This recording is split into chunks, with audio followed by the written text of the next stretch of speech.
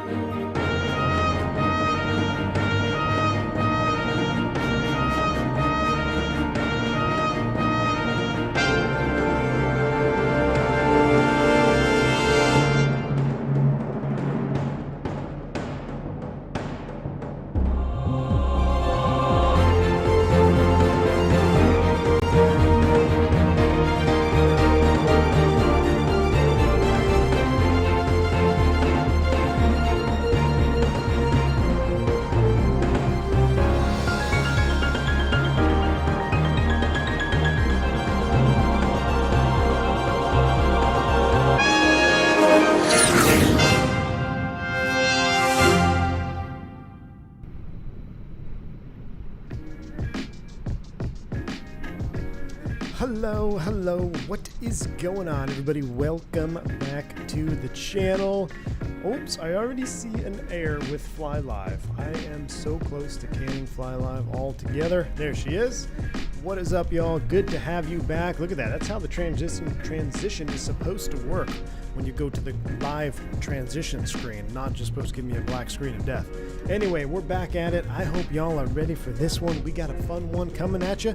I got some interesting information. I've got some interesting data that I'm going to share with you from the real airplane. I still smell like burnt jet fuel. Just got off the airplane about, it's 5 o'clock now, so about 2 hours ago. 5, 4, 3, less than 2 hours ago, about an hour and a half ago. Literally went, picked up some dinner, got myself a cafe con leche. I'm still in my uniform. Well, I took the top off. And we're here. We're going to go right into the V2500 320 right now, and we're going to give it a test while it's fresh in my mind.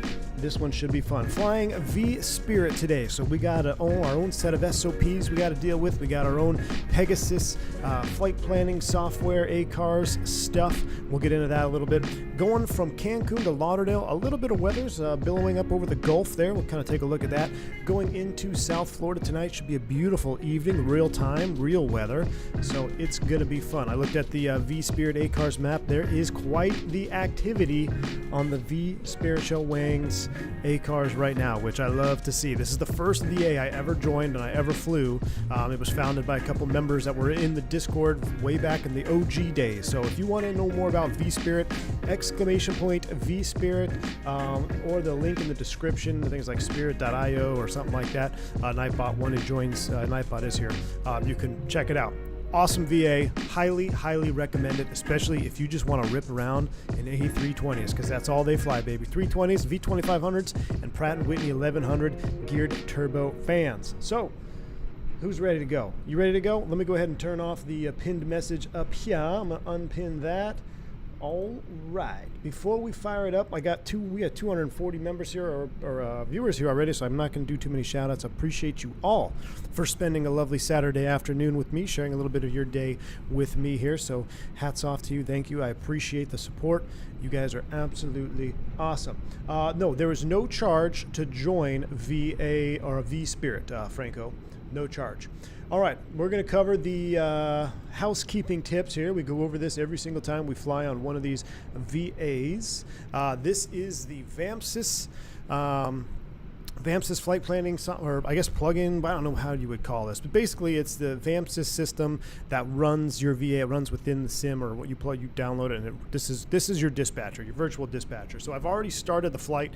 We're going Cancun to Lauderdale. We got all our information here. We are on IVAO tonight.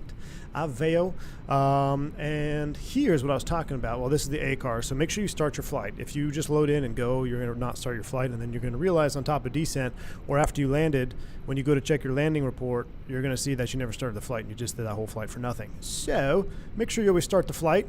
I do that right away, and I think you actually get points. Maybe someone in chat can let me know.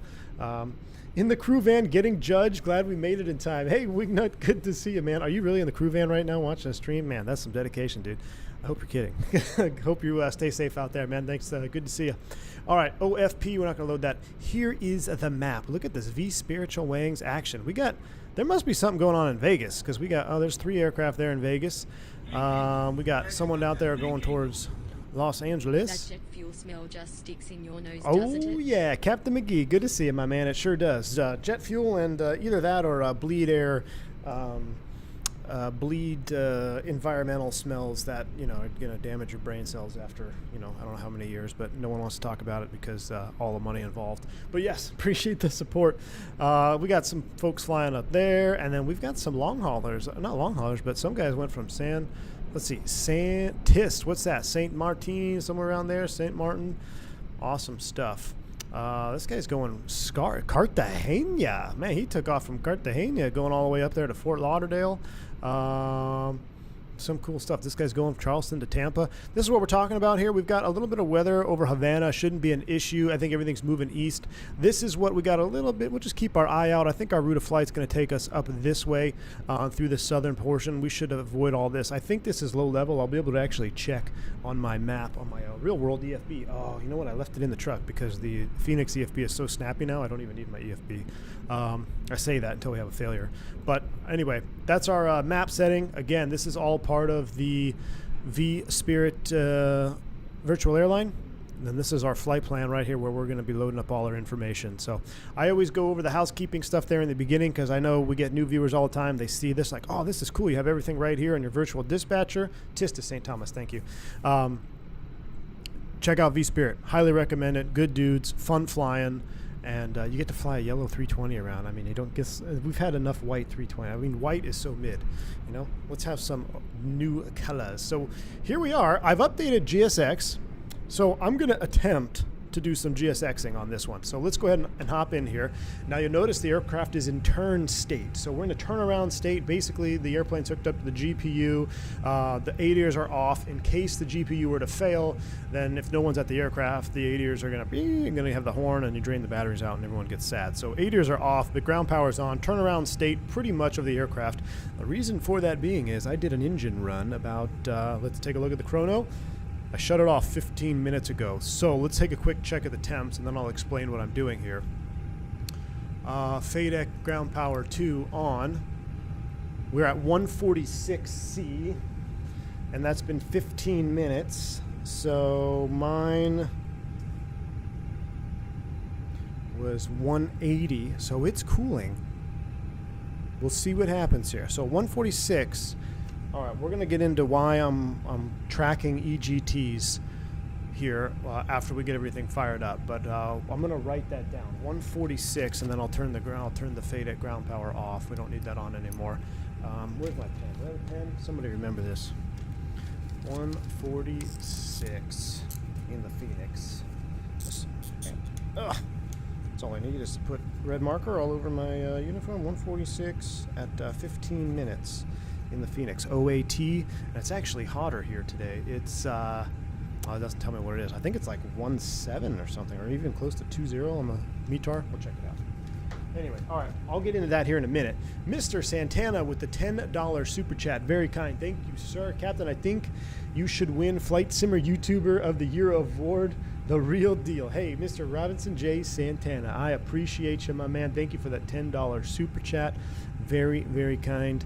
Glad you're enjoying the content, and it's very kind of you to nominate me, Flight Sim YouTuber of the Year award. I mean, I guess it's only March, so is that kind of like a backhanded compliment? No, I'm just kidding, man. Thank you so much, dude.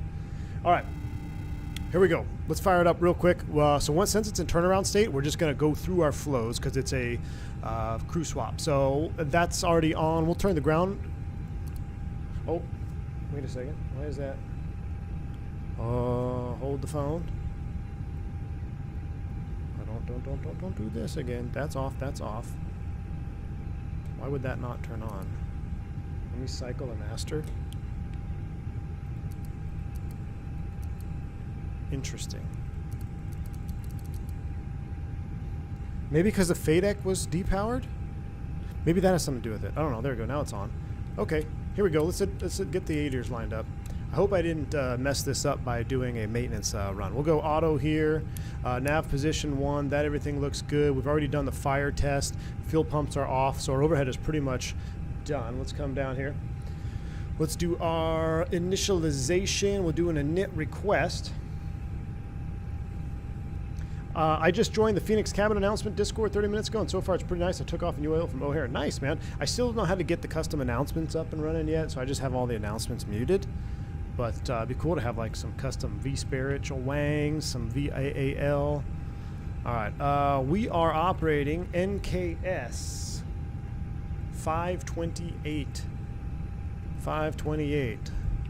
Cost index 75. Going over the Gulf. Cruise altitude, we filed 370. Boom. That's going in there. And for Cancun today, let's, does the weather work, or the weather retrieval here? You had that in Block 1 for no reason. Force Raptor, I think I've had that too in Block 1.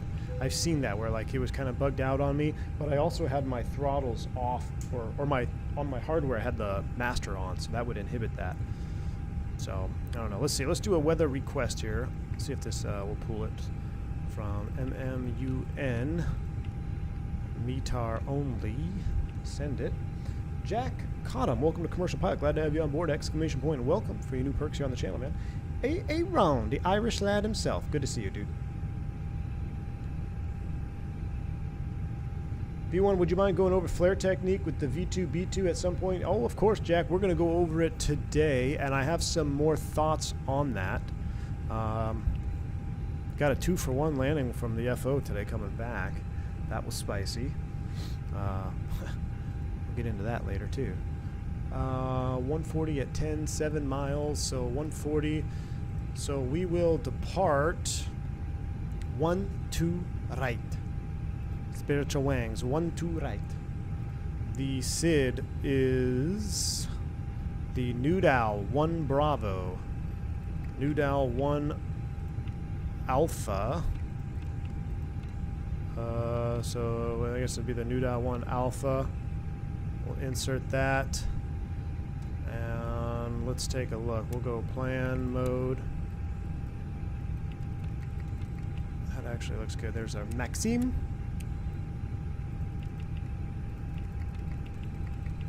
Okay, there you go. Cool. Fort Lauderdale. I guess we said she what Fort Lauderdale's landing. Okay, FLL. See what they got here.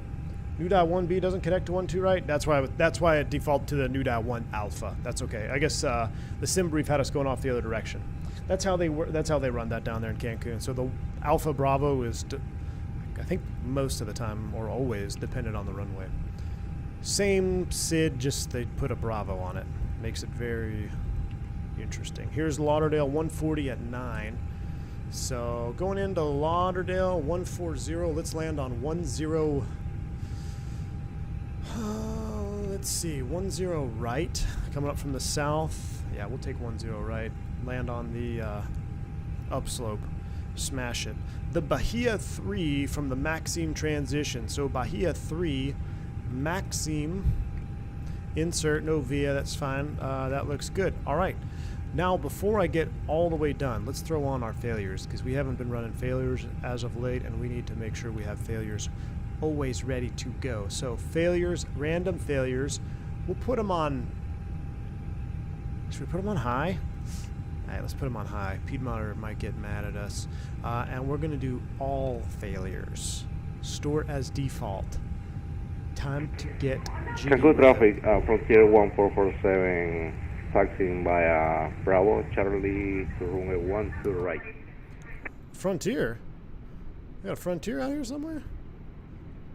Oh, there are no spiritual wings over there. Okay, cool. All right, so our failures are set.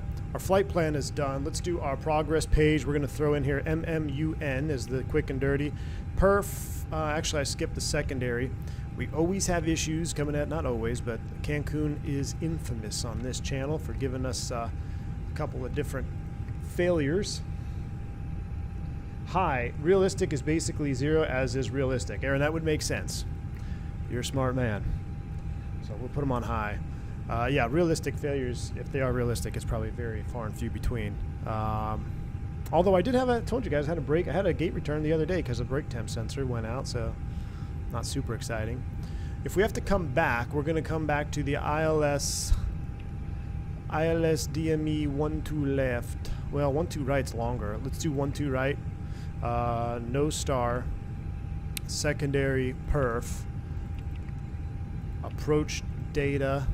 Temperature off the ECAM 29. We'll zero out the winds. And Magic Barrel ref key says 3000. Throw that in here. Always got to have our secondary loaded up. Now, since the EFB is so snappy, let's come over here. We'll go Navigraph, Cancun. Oh, I love it. No, I don't want ground charts. Sorry. Approach charts. ILS 12 right. That's the longer runway. Mins are 220. We'll throw those in there. Even though we had the ILS DME 2, that was the one chart. I know someone will correct me in the comments. 220, that's fine. All right, all done. Init B page is where we leave it. Now, I don't know if this is going to work, especially since I already started an engine and shut it down. But let's see if we can bug ourselves out here. Mass and balance, load aircraft, GSX.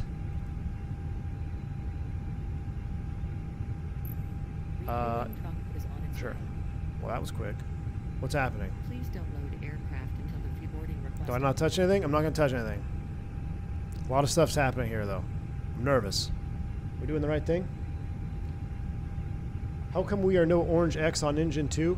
How come we are no orange... Ah, great question, Adam. That's because I ran engine 2 before the stream started because I wanted to track EGTs, and I'm going to explain that here once we get everything loaded up. That's why I waited to load the passengers, because we're going to talk about something here, some next level data tracking. I'm sure it's not. I'm sure it's everything Fenix already knows, but I think I might have stumbled across something. We do have a message, so let's see what that is. AOC, receive messages, load sheet, check, we'll accept that. And we're not going to load or touch anything just yet, but we'll put that in the plan mode and we'll scroll it down. What's the outside, or what's the cabin temp looking like? Condition, it's 72 right now. We don't need to start the APU till about 10 prior, so we'll hang tight. We'll set our top altitude 37 via mini FCU.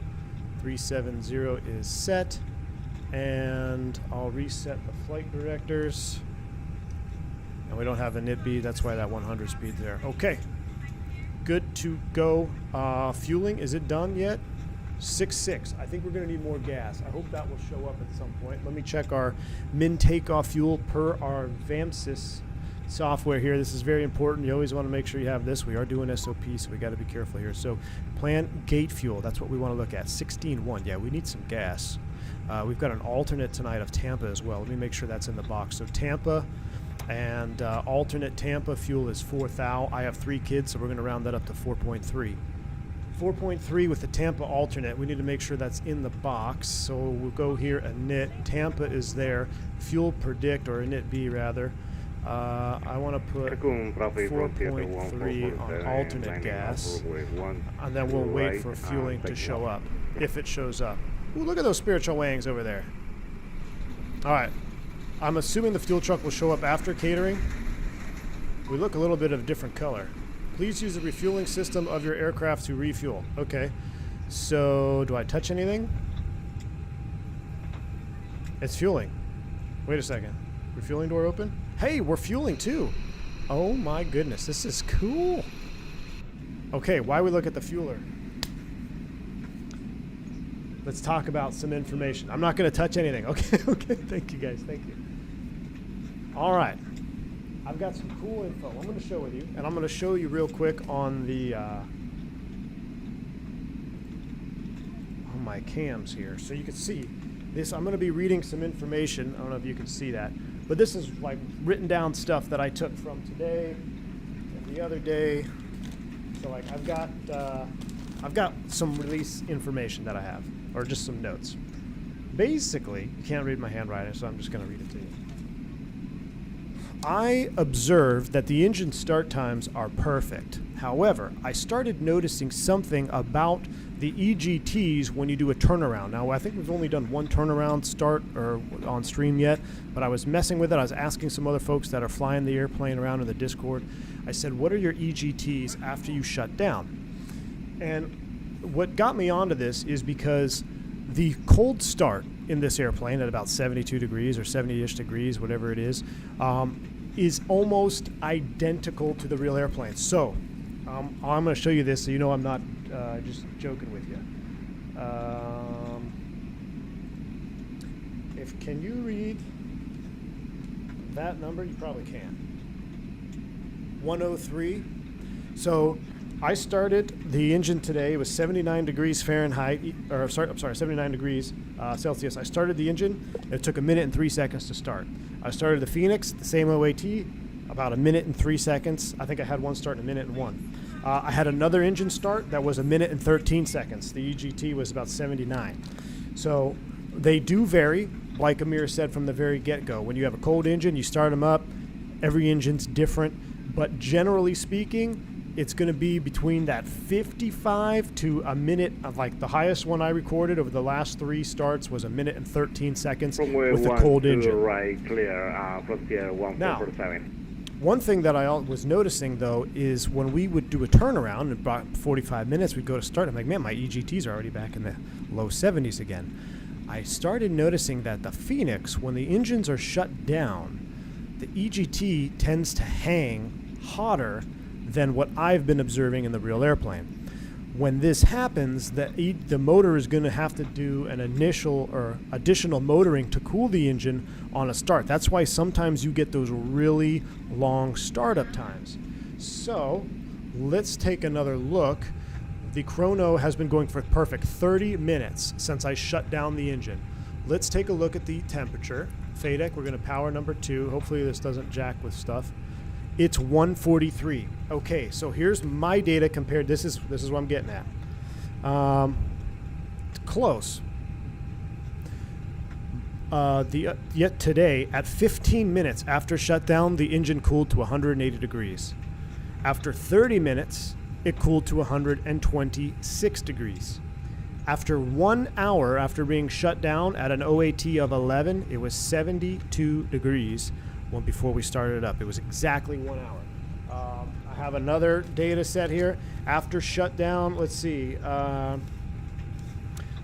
At 15 minutes, it was 175.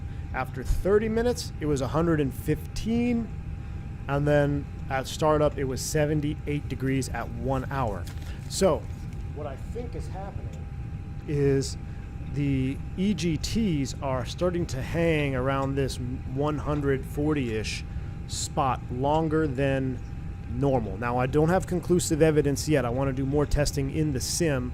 Right now, the OAT is a little bit warmer, which is going to affect how much the engine cools, obviously. So while I don't have concrete data yet, I am actively running. I'm tracking what the engines are doing in real life, and then we're going to replicate them in the sim. That way, when we go to start up, we can see, I say, are we getting extra motoring time because the engines simply aren't cooling fast enough with the engines shut down. I have already returned EGT cooling factor for the next update, made core heat diffusion a little less weighty. Amir, well, I'm very happy to see you here, but you just took all the wind out of my sails. I thought I was on to the next game-breaking fix. Well, okay, scratch everything I just said, and I'm going to just go back to flying the dang things because Amir's already ahead of it. But Amir, awesome to see you here in the chat, man. You know, it's funny. I'm glad you're in the chat because I actually was typing this all out to you in a DM. I just have, like, all my data stuff that I've been tracking, and then I was going to send it to you, and I'm like, I don't know if I want to burn through all my my DMs with Amir Thacker. I mean, I don't. But appreciate you stopping by the stream. That's wonderful to hear. So, never mind. The Fenix is amazing as always, and we'll just go back to what we were doing. But cool stuff. So yeah, that was the only thing I noticed was that they weren't cooling. But it's, guys, I'm telling you, the engine start times, we'll compare. It'll be fun to compare. This engine start, we'll start the clock, and I will look at the engine start time that I had, and we'll see how close it is. I mean, it is within single-digit seconds of the real airplane. So it's real stuff. I mean, Fenix has clearly done their homework, which, I mean, they always have from the get-go. This airplane has been awesome from even V1 Block 1. It just keeps getting better and better. And things that you think that can't be simulated, or maybe you think it gets hung up because of the sim, Fenix finds a way around it and gets it right. So, anyway. But that's awesome. See Amir dropping by, man. Hope you get some rest, man. Hope you get the weekend on. Like, take some time off. Y'all deserve it. All right, our fueling is done. Let's get our fuel tank pumps on. Let's get our APU on. Our seatbelt sign is coming on.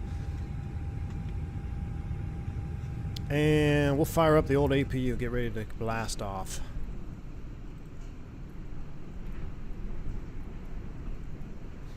Bosco, yeah, I recorded. So the next thing I'm going to record is I'm gonna, well, it's harder to do, but I want to do more brake temp assessments.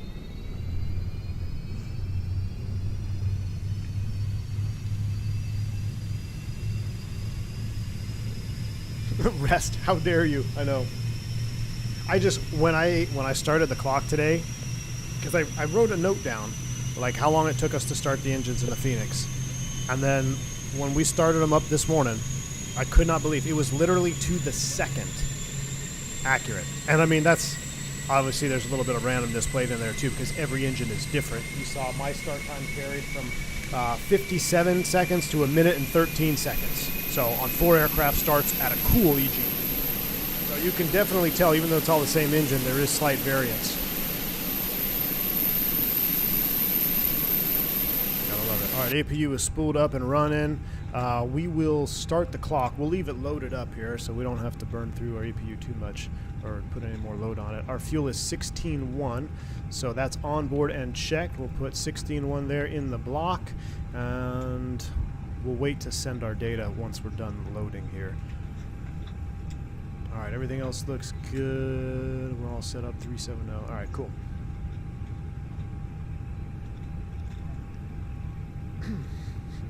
Poor Amir, he said one thing, and then about 700 people decided to start tagging him, asking him comments. Let Amir rest, y'all. Let him rest. Fenix is changing the game. Nabil, I agree with you 100%, man. I mean, the game has already been changed. Like, it's already been changed. Is this the place where I can get some potassium? What's the 2-for-1 landing thing you mentioned? Oh, Tyson, yeah. Well, 2-for-1. What do you think? On one landing, we had two touchdowns today. Not me. My landing was okay. I wouldn't say it was mid. It was slightly better than mid, going up to D3 this morning. Yeah, coming back was a little bit interesting. Almost had to, do a little priority left. Didn't have to do it, though. FO did a good job. Did what he was supposed to do. Maintain pitch. Don't hit the tail. Let us settle back down. But You know what exactly why we had the 2-for-1 today? The same exact reason I had a 2-for-1 on yesterday's stream when we talked about a late flare.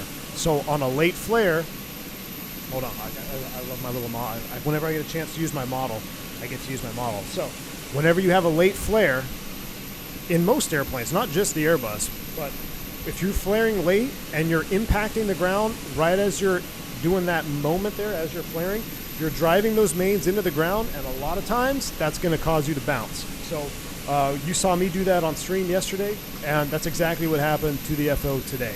So late flare coming in, and was in the process of kind of trying to arrest that descent, and it was just not there. And it was came up a little bit, but if you ever bounce, just maintain pitch, all right? If it's a high bounce, go around. If you're bouncing outside the touchdown zone, go around. If you get just a little, one-hop skipper, not a big deal. Just let it settle back down. Maintain pitch. You got to be careful you don't get an additional pitch when the spoilers deploy. So if you touch down, compress those struts, spoilers deploy, you might get additional pitch aft. So you got to be ready to stop that, which can be a little bit unnatural because remember, you're kind of in that flare. And you don't want to push forward necessarily, but what you do is you release that flare. You just release a little bit, and that'll keep that nose from doubling back on you and getting close to the tail strike. Definitely more prevalent in the 321, but yeah, late flare, got him today. Did your FO ask why you're keeping track of all attempts and times? Yes. Yes, he did. I came up with a complete BS answer. I don't think he's watching, but no, I said my buddy is doing something with thermodynamics, and I need to, I'm getting some data for him. That's what I said. And then he started asking questions, and then I was like, oh no, I'm gonna get caught in a white lie here. I guess there's no such thing as a white lie, but yeah, I didn't say, hey, I'm recording engine temps for the Microsoft Flight Simulator because I want to see how accurate the Fenix is. FO's watching. God, I know one guy does. I'm flying with him at the end of the month. I hope he doesn't drop the trip. If you are, Gonzo, if you're watching right now, don't drop it, or else I'm going to drop it because I don't want to do that trip. But don't drop it. Let me see if he's on there. Yeah, he's still on there right now. Cool. What's your favorite 320 series plane to fly? In real life, Mike Jones, I love the 319, man. She's nimble. She can get you in and out of high terrain, get you up high above most of the weather, even when you're, moderately to heavy load. I mean, you can get up to 390. If it's going to be a super bumpy day, like it's just one of those winter days where the jet stream's not cooperating and you're going to be getting bounced around in clear air turbulence, give me a 321. 321 enters a lot easier. It handles the turbulence better. It's a bigger airplane, it's heavier. It kind of beats back on the turbulence. The 320, in my opinion, is the most mid because it's the middle, right? I like to be on the extremes. I'm either for the, I either root for the, I like to root for the underdog or the one that's guaranteed to win. You got to pick the extreme. Don't just settle in the middle. So I like the short bus.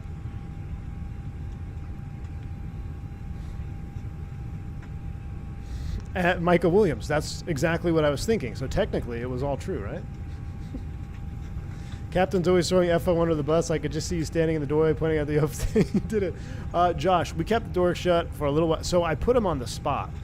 I think I might have to stop doing it because I think it's making FOs nervous. So when I make the PA, if the FO's flying, and if I like the guy or gal, I'll say, hey, so-and-so's flying us back to wherever, and they guaranteed us a smooth landing. And for some reason, when you say that, especially to the newer FOs, then they get all nervous, and then they tend to, it's just kind of, you got to have fun with it, man. Got to have fun with it. All right, that's more than 3 minutes. We'll go ahead and kill the chrono. We'll get the bleed on. We'll pull the external power. Let's do a cockpit prep check. Maintenance log and tail number on board and check. Gear pins and covers. Remove. Seatbelts are on. ADIRS, Navin, fuel. We need 14.7 required, 16.1 on board. Altimeters 3000 set. EFB. Let's do a departure perf checked. 1-2 right for departure. Sync load sheet. Sync live. Calculate. Wonderful. And then let's go back to the weight and balance though. We're going to send to McDo. And it be cruise above max. Tom, exactly, man. What can I say? That day the Fenix 319 drops, V1 will lock himself up in the ship. Yeah, Hasso Basso, I probably will. I am so pumped for the 319, man. So pumped. Especially because like where I'm based now, like we don't fly a ton of them. I fly a ton of Neos lately. In Dallas, I was flying a ton of 321s. But like being here in Atlanta, I fly a lot of Neos. All right, so we've accepted the load sheet. Let's go ahead and send our perf takeoff data to. Oh, we're gonna do it. We togaing? We're gonna do a toga because Amir stopped by. So it doesn't matter how many likes we hit. But if you like Amir and you like the Fenix, make sure you hit the like button. You should have 532 likes after I said that. But we're gonna force toga. We'll do packs on though, so Piedmonter doesn't get too mad at us that we're messing up his airplane. We'll recalculate those numbers and we'll send those to the McDo. We got a flaps 2, down point 2, 59, 59, 63. We're actually going to be a little bit heavier than. What's our takeoff weight? Yeah, 153. We're getting up there. All right. Perf data 59, 59, 63, flaps 2, down point 2. Let's go. Now, if I turn that on, I think it should start doing stuff, right? Departure clearance requested. Interrupt pushback. No.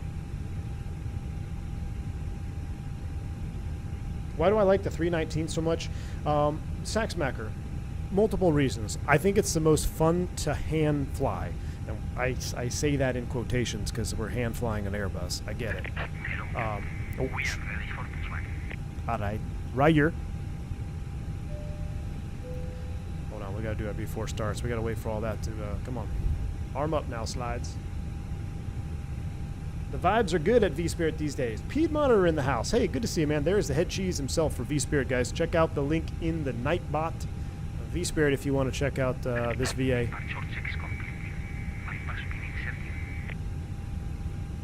We need to go nose left, tail right. We also need to turn our radio back on. Is anybody behind us? No, we're going to be pushing off of...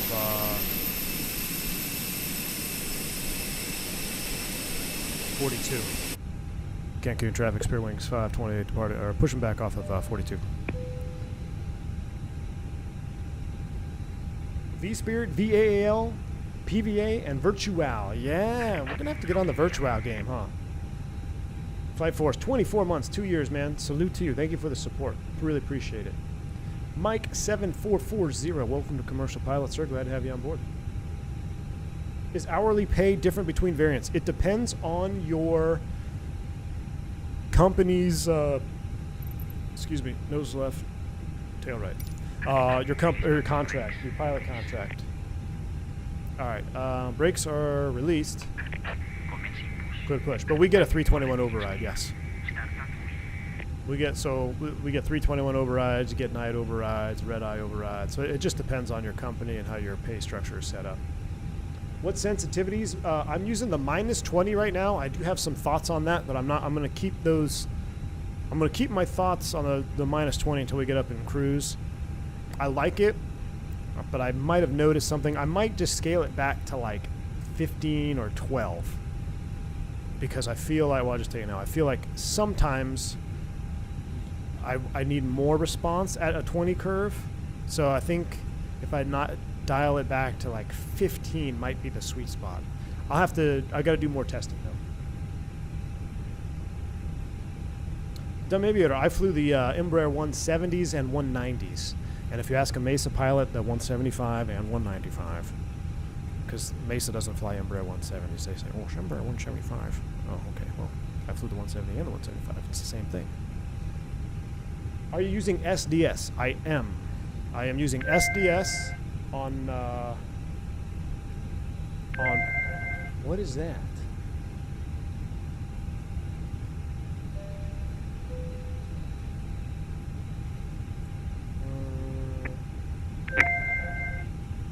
Okay, just the messages. Cool.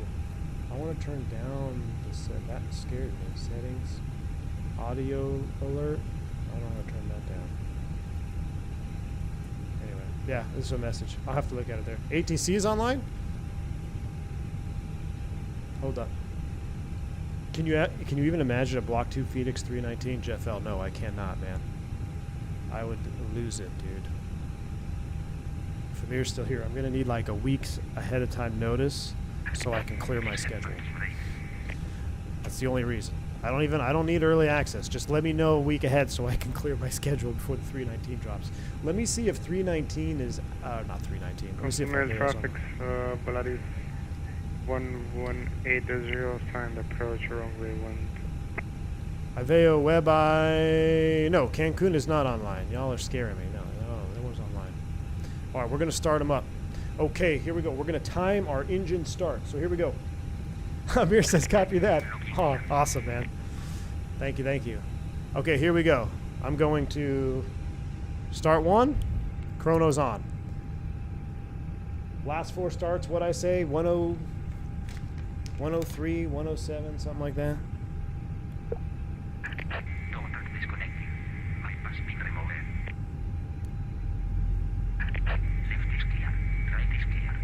We're gonna do this start from the cockpit view because we want to see the exact start time for when the unveil light comes on. So I'll zoom it in so y'all can see with me. All right, there goes the tug and tow. There goes our fuel, our light off.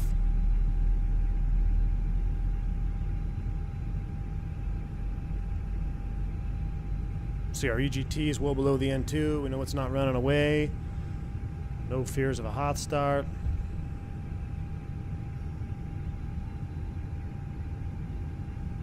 I guess I could turn it up. Oh, we never turned the fuel pumps on. I see the pin over there. There's the veil. 104. Look at that. Are you kidding me? That's bang on. We did turn the fuel pumps on. Okay, good. We did run a checklist. There goes the tug pin. Give him a flash.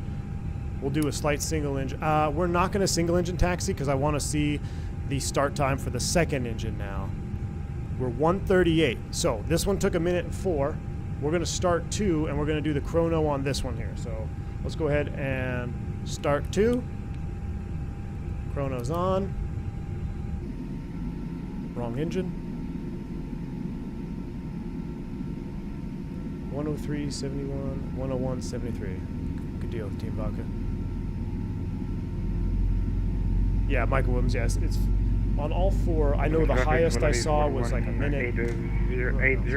We are now 7 miles out, runway 1. I actually had one at 1:13. So you can tell it obviously every engine is different.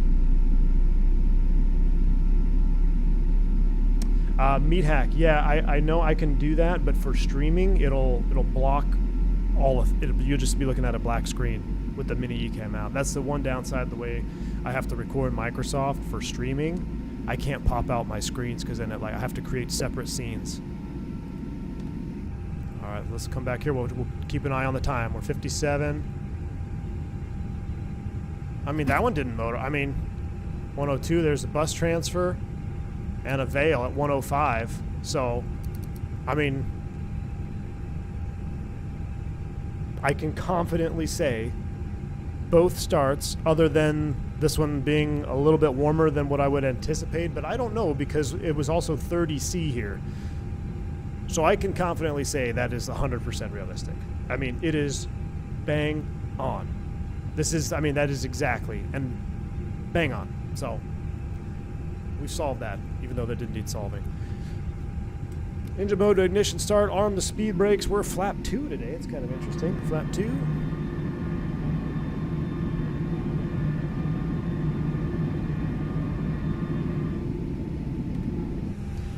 And that's coming off. That's coming off. After start checklist. Anti-ice. It's off. Yellow electric pump is off. Rudder trim is 0. After start check is complete. Cancun traffic. Spear wings 520. I'm going to taxi 12 right. Cancun traffic. All right, let's go. Taxi lights on. We need 3 minutes minimum, which shouldn't be an issue. So we got a little bit of a taxi. Brakes released. Look at the banana buses getting ready to get lined up. Love it. Here we go. Cancun traffic, Spirit lane 16 lane, taxi 12 right, following company traffic. Oh, and those that are wondering, I've seen a couple questions in my Discord. Oh, why is it running, without thrust?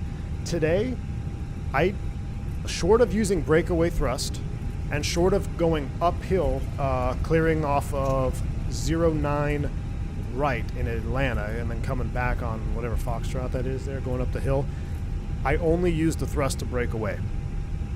And I kept a tally on that today. So for those, and we were between, I think our first flight we took off at 150, and I think our second flight today was 153. So similar weights, and I didn't use the thrust levers one time after using or needing breakaway thrust. So, oh, there's a stutter there, that scared me. So yes, the IE engines, they do run on their own. Just wait till you get a 319. Man, I hope that's, I'm sure it'll be modeled correctly. There are some times when I start a 319 up, we start 2 engines, and I immediately regret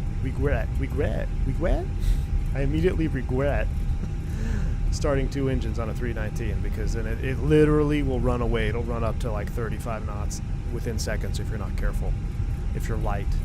So, gosh, what's that one airport? I think it's... I think Medellin. I think it's Medellin. When you taxi to the runway that goes northbound, so you're taxiing southbound in Medellin, you have to be very careful of your brakes, because if you're in a 319, you have to ride them. You have no chance. You have to ride them. The main technique is to go up to 30 knots. Apply one steady application of the brake pedals, get it down to whatever you need. Ideally 10 knots. If you're getting close to a turn, what I'll do is I'll kind of slow down to about 20 knots, and then I'll do one more application in the turn. We'll clear for these Aviancas here. We got Avianca coming off the runway. But yeah, not using actual thrust to move up and down taxi is 100% realistic. Elmer Fudd. No, you can't tap the reversers, Josh. I mean, I used to do that on the citations. We used to drag buckets, but not really allowed. It's interesting because I've asked Czech Airmen this, because in our SOPs, it says you can use reverse thrust or idle reverse all the way down to taxi. But then it says you can't, it doesn't say that you can't use idle reverse while you're taxiing just because you're taxiing. So I don't know. It's kind of a gray area. I've seen a handful of planes dragging a bucket in Vegas in the summertime. Was that the PA? Hello?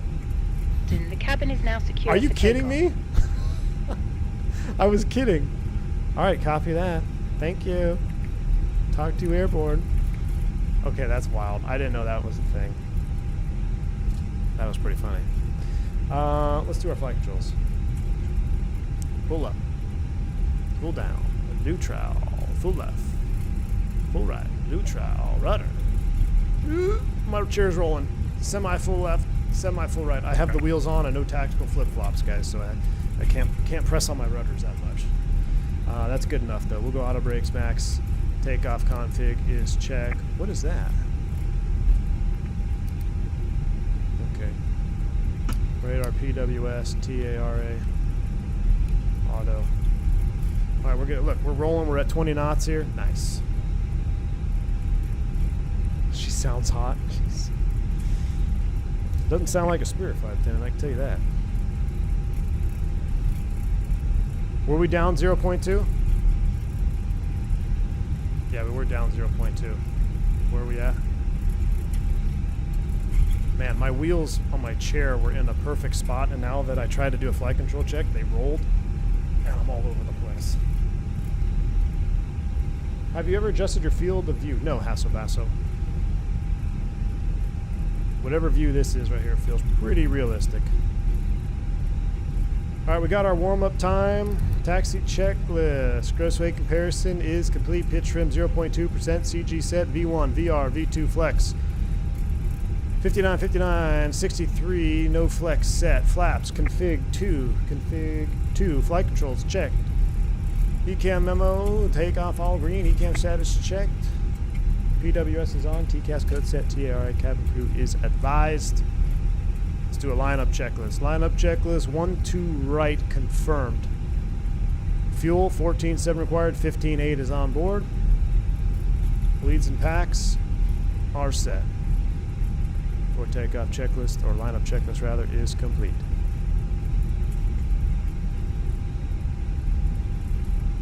Can't wait until airline cabin announcements start coming out. Yeah, that's going to be pretty sweet, Double D Worth. IVAO, hey, we've spoken to our fantastic team in the United States. They opened Miami Center for you, and a couple more should follow soon. Enjoy your flight. Hey, IVAO, the IVAO official is in the chat. That's very awesome. Thank you so much, IVAO. Appreciate it. I've been having a lot of fun on y'all's network, so appreciate the hospitality, and we'll talk to you soon here in Miami Center. Flex is usually less power to correct. When would want to be used all the time and when able? Richard, so real life, we use Flex on almost every takeoff. There are 5 scenarios where Flex would not be used. Contaminated runway, wind shear, MEL, or a maintenance requiring a Toga takeoff, or any other operation that would require a Toga takeoff. So maybe there's 4. There's 4 or 5, but I think I hit all of them. Other than that, we flex all the time. Now, there is one more. It's temperature OAT within 10 degrees of your flex temp. So let's say it's a hot day in Vegas, it's 42°C, and you got a flex of 51. You're not going to flex because that's within 10 degrees Celsius. So in that case, you would do a Toga. And the reason being is you could inadvertently put an engine, one would go Toga, one would not go Toga, and you could have asymmetrical thrust situation. All right. I think everything's good to go. We're ready to go. IVAO traffic, Spirit Wings 528, going to be departing 12 right to the northeast. Cancun traffic. All right, y'all ready? Let's go. No, that's sand. It's what it looks like. Whoever did this Cancun, I absolutely love it. This Cancun is awesome. All right, brakes are released. B1 loves every one of those situations, yes. Aaron, I did one the other day. It was kind of a stretch coming out of New Orleans. I was like, well, you know, wind shear was reported, wind shear advisories. Why don't we do a Toga? And we were like 130,000 pounds. I mean, we were super light.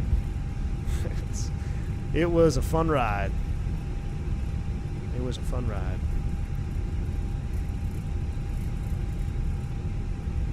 I said IVAO traffic. Team Vodka, I'm fired up, man. I'm having more fun coming off the real airplane and flying the sim airplane than I am in like real life flying. Like I'm jacked up, dude. I'm loving Block 2 so much. All right, runway heading checks. I love that nose dip there, the oleo strut. That's because I was being a bad captain and I slammed on the brakes. All right, are y'all ready? Let's blast off. Yoga's in chat. We'll do it from the outside view. Why not? Spool them up 1.05. Hold on, sim sounds are coming up. Max Yoga's in chat. Here we go.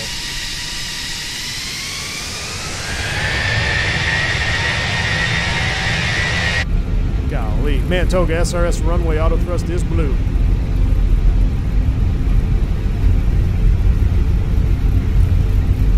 Thrust set. Keep your traffic. 100 knots. 1611. Climbing up 12 right.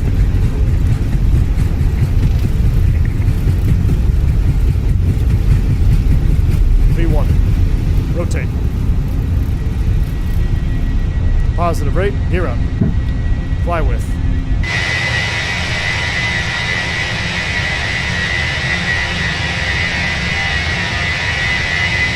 Golly. That is real life. This is real life.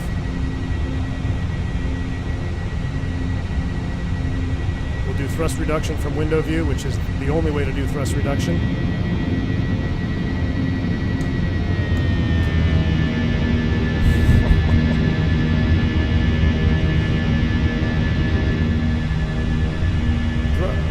I thought that said thrust idle. Thrust climb. Thrust climb, climb, navin. There's F speed with your acceleration, flaps 1. Speed checks, flaps 1.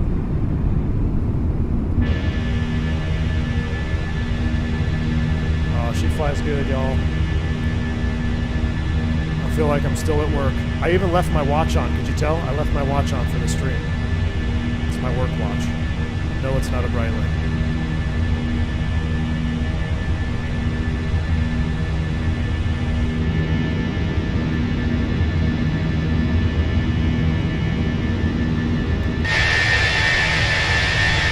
Turn it down a little bit. I did buy noise canceling headsets so I can protect my ears. That's all I need to do is ruin my ears in flight sim. After buying a headset to protect them. Go figure. No, it's not a Rolex either, Josh. There's S-Speed. We're actually kind of heavy. Let's let it auto-retract.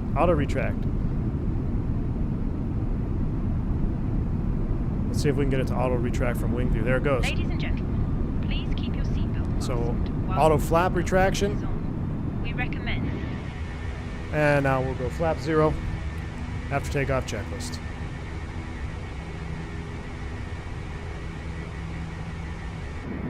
This includes e-cigarettes. In just a few moments, we will commence our in-flight service.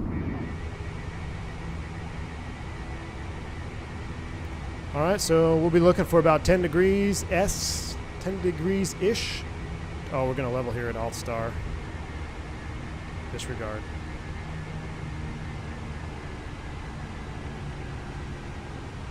Speed Alt Star. Ooh, this will give us a good opportunity for a open climb. Where's our climb up? Cancun traffic, Spirit Wing 1611, departing 12 right. Cancun. I'm going to host a challenge one day where we have to do a full flight from the wing view. And you have to turn crash damage on. Thrust climb, open climb. Let's see if we can hear it spool up.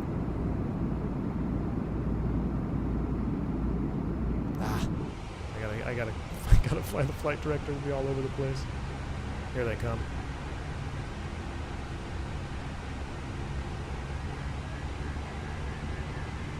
That's so bang on. The sound set, everything. We're leaking awesomeness. Alright. 10 degrees of pitch, about 250 K knots. Cancun traffic, Spirit Wings 528. We're about 15 miles to the northeast out of 6,000. Last call, Cancun.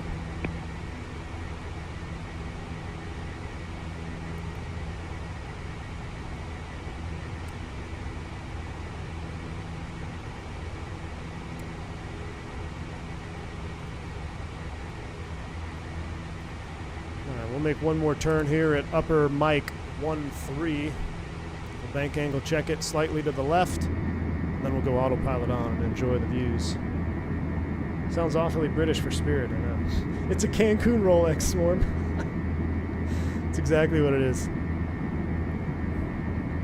Yeah, it's a Cancun Rolex.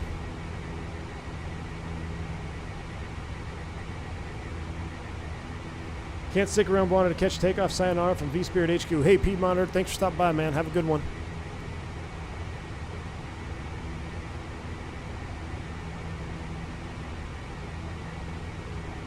Yeah, I mean, there's definitely a trade-off. Okay, we're going to get into this minus 20 curve.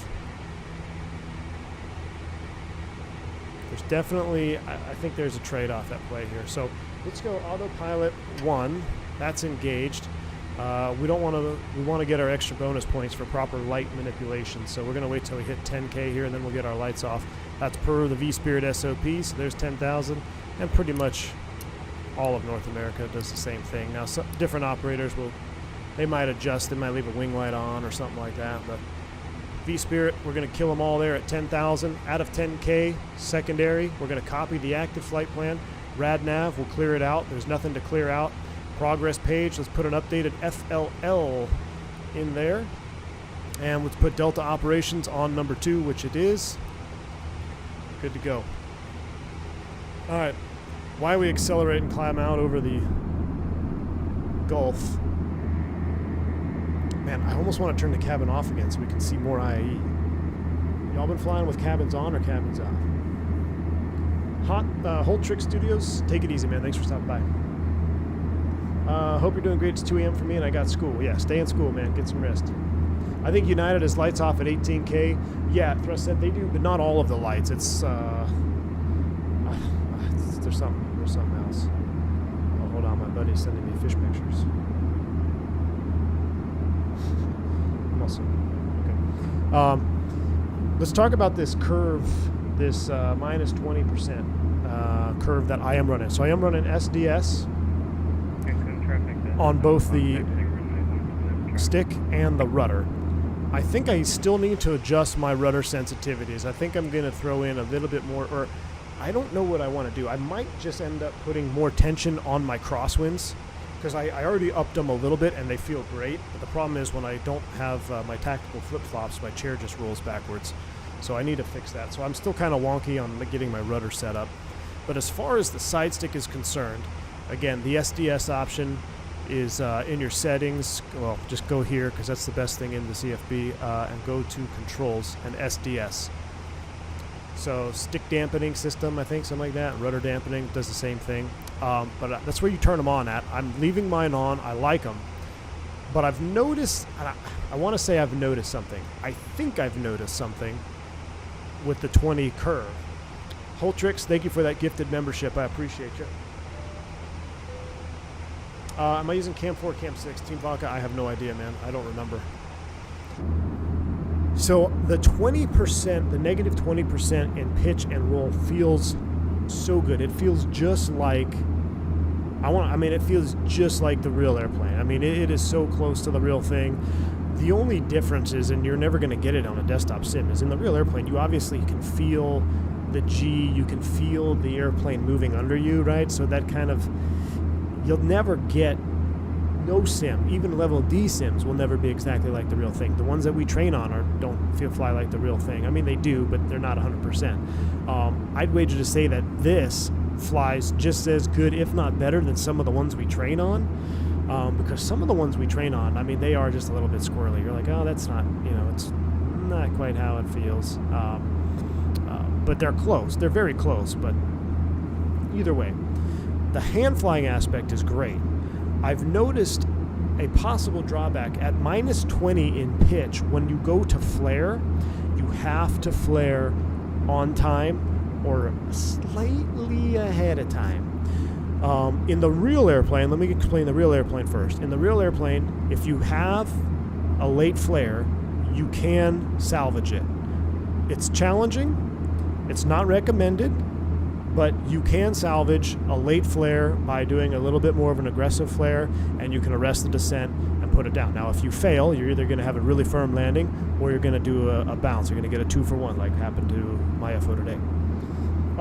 What I've noticed with the Fenix at 20 curve, if you are late on the flare, it's very difficult to recover, or it's very difficult to get enough backstick quickly to stop a late flare, to save a late flare. So the options are to either flare a little early or just flare at the correct time. So for the landing in Lauderdale tonight, I'm going to just leave it at minus 20 so I can kind of confirm my hypothesis on this here.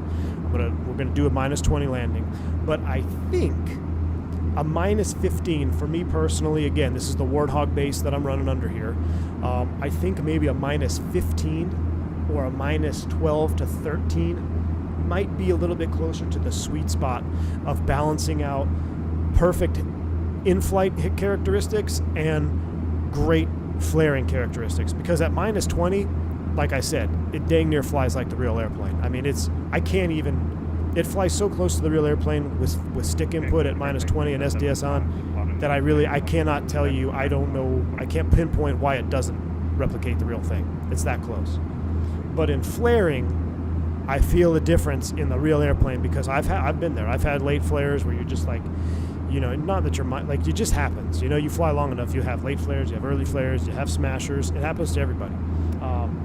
And you can save a late flare in the real airplane. In the Fenix with 20 curve, you gotta be on it. You gotta flare at the proper time, or even just a hair early. But then you gotta be careful you don't float. So I'm going to do this one, like I said, at minus 20, but I'd be curious to see. I know there's a couple of y'all in the chat that run the same setup as mine, and some of you have been saying in the Discord that you're having a lot of hard landings, and I can only guess that that's probably a contributing factor there is that minus 20 curve, and you might not be flaring at the exact moment you need to start that flare, and you're coming in a little bit late, and by the time you get your input in, it's just not enough. So we're gonna do 20 and then we'll see. But either way, I still love it. And I still think it's better than Block 1. I do think it's better than Block 1. What do you usually start the flare? 20, 30, 40? Ty, now if you ask Frenchman or an Airbus engineer or someone who just reads the book, they're going to tell you, you know, power to idle at, what is it, 50, arrest the descent. Oh no, arrest the descent at 30 and then flare. Yes, that works, but every landing is different. And what you have to judge is your energy as you're coming across the threshold.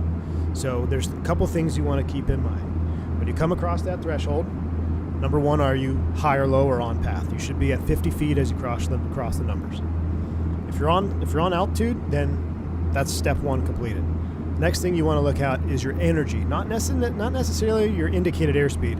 And energy can be very difficult to pull out of a desktop sim because in real life, energy is, you can feel it in the seat of your pants, right? For instance, you know the airplane is going into a gust, and you know that gust is gonna wind down, and you're gonna be losing performance on the backside. So you can predict what's gonna happen energy-wise on the airplane because your butt is in the seat. In sim world, it's very difficult to do that. So the best way to determine your energy is your indicated airspeed, but keep in mind other factors as well. What is your headwind component? Are you landing with a tailwind? That's the next big one. Do you have a tailwind or a headwind, and how much? If your energy, sim energy, is spot on speed, you're on threshold, then you are correct. You bring that power back right around 50. Whenever it says, it'll say not 50, but like 30 feet, power to idle, retard. Remember, that's just a reminder, not a command. If you're a little bit slow and low, you don't have to go to retard right away. You can keep that power in until you feel like you need it. If you're high, if you got too much energy, maybe you're a little bit fast, bring the power idle before it goes retard. I do that all the time. Not all the time, but frequently. So, Ivamo, thank you. Oh, I gotta get to this super chat here. Ivamo, thank you for the 200 Mexican pesos, my man. Very, very kind of you. Says, thanks for all the super valuable info you keep providing in your streams. Very much appreciate it, V1. I don't know why I got my tongue twisted today. It's been a long day. I've been up since like 5 a.m. Ivamo, appreciate you, man. Very, very kind. So idle first, flare after? Yes. So idle, you should always be idling and then flaring. You don't really, I don't want to say always, but a normal landing when you're on speed, on altitude, yes, power is going to come to idle, then you're going to arrest that descent and then fine tune it there as you go into the final round out and flare. Wonder if there's a way to have SDS selectable for different sticks, a default one for Warthog and one for the Virpil Thrustmaster stick. I'm not sure, Team Vodka. I don't know what the benefit of that would be, because wouldn't you just turn it off depending on what stick you have? But you just turn it off depending on what stick. I like it on. I think it dampens that initial quickness of the control input. Wait, I thought pilots were supposed to pull back the throttle when the plane calls the R word. Inatical. No, you don't have to. It's a reminder, but not a command. All right? Now, if you're doing an auto land, it's a little bit different. But again, even on an auto land, let's go ahead and set standard. Every auto land situation is situational. Right? The airplane's going to call retard. Your butt's in the seat. Does it need to call retard, or is the power already back and you know you're already on the backside of that VAP speed and you want to just hang there for like another second before you bring it to idle? So yes, perfect world, 50 feet over the numbers, on speed, power to idle, 30 feet, you begin that round out and flare. If you find yourself low and fast or low and slow, that's when you're going to keep that power in a little bit longer. And you want to, but you don't want to keep it in too long, but you want to keep it in a little bit longer. And then opposite, if you're high, if you're coming in at like 70 feet, bring that power out. If you've got the energy, bring the power to idle. Little, not forward pressure, but just a little bit of lower the AOA a little bit. That'll get your energy up. That'll get your indicated airspeed coming up a little bit, trending the right direction, and then you can round out and flare. Oh, SDS 1, 2, 3, 4, 5. I see. Releasing the cabin. How do you release the cabin? Like, hit the forward call. Let them know they can go. We'll get the seatbelt sign once we reach our cruise altitude. I see what you mean though. Like different levels of SDS. Aaron, my settings, sensitivities. I'll tell you exactly what they are. It's what Amir recommended, -20 curve and SDS on. That's it. And I do it on both pitch and roll.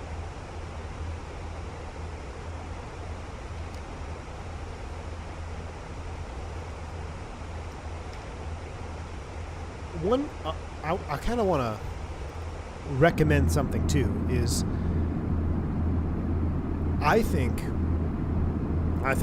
most other people that have flown the airplane, I know Phantom's flown it, I've talked to him, I've talked to other friends that fly the Airbus, we all collectively agree that we think this flare logic and the way this airplane lands is the best version that we've had on the Fenix. I think it's improved because I think it was pretty good when it actually came out, and then it got a little floaty, and then I don't know what's happened, but I think this is one of the best renditions we've had, and I think it's the closest rendition of how the airplane really flares in real life. But I think what simmers might be trying to do is you're trying to change your sensitivities and your settings and your side stick to make it feel like it used to feel like. You don't want to do that. You don't want to do that. You don't want to change it to make it land like you're used to landing it. Because in its current form right now, as the Fenix stands right now, I will stand by the fact that I think this is the closest representation to the real Airbus flare and landing logic that we've had. So don't adjust your stick settings to make it land like you're used to landing it. Start it with the recommended and try it. Now every stick is going to vary. You may need a little more curve, may need a little less, but if it's landing differently to you, that's probably because you actually feel the changes that Fenix has made to the airplane. So Jfoot says he vastly prefers how Block 2 flies, really enjoying it. I couldn't agree more. So start with the recommended settings, that's what I've got, and try to learn how to land it like this. Because in my opinion, I think this is the closest representation we have to a proper landing Airbus on the sim. With that little asterisk, like I said, about that 20 curve. I'm going to see how our landing is in Lauderdale today, because I literally just landed the airplane a few hours ago in real life. And we're going to land it in Lauderdale in the sim. And then, depending on how that landing goes, we might just do a lap in the pattern, and I'll set it to like a 15 curve. And what I'll try to do is maybe I'll do an intentional late flare to see if I can intentionally manipulate the late flare savage with a 15 curve instead of 20. But again, that's going to be at the trade-off of the hand flying, because at 20, I think it flies dang near like the real thing. So if I change it to give me more sensitivity, now you see where I'm going? I'm trading off the hand flying characteristics in flight to better one scenario of flaring on a landing. So what do you want to do? Do you just want to have the most realistic hand flying characteristics at a -20 curve? You're flying around and it's just like the real thing, but you got to know, hey, you got to flare at the right time or else you will have a firm landing, because it's very challenging at a -20 curve to save a late flare. So that's a trade-off. You got to pick one. Overlay is frozen. Ah, dang it. I know. I'll reset it. It's fly live. I'm about ready to can fly live altogether, honestly. I'll reset it, guys. Hold on.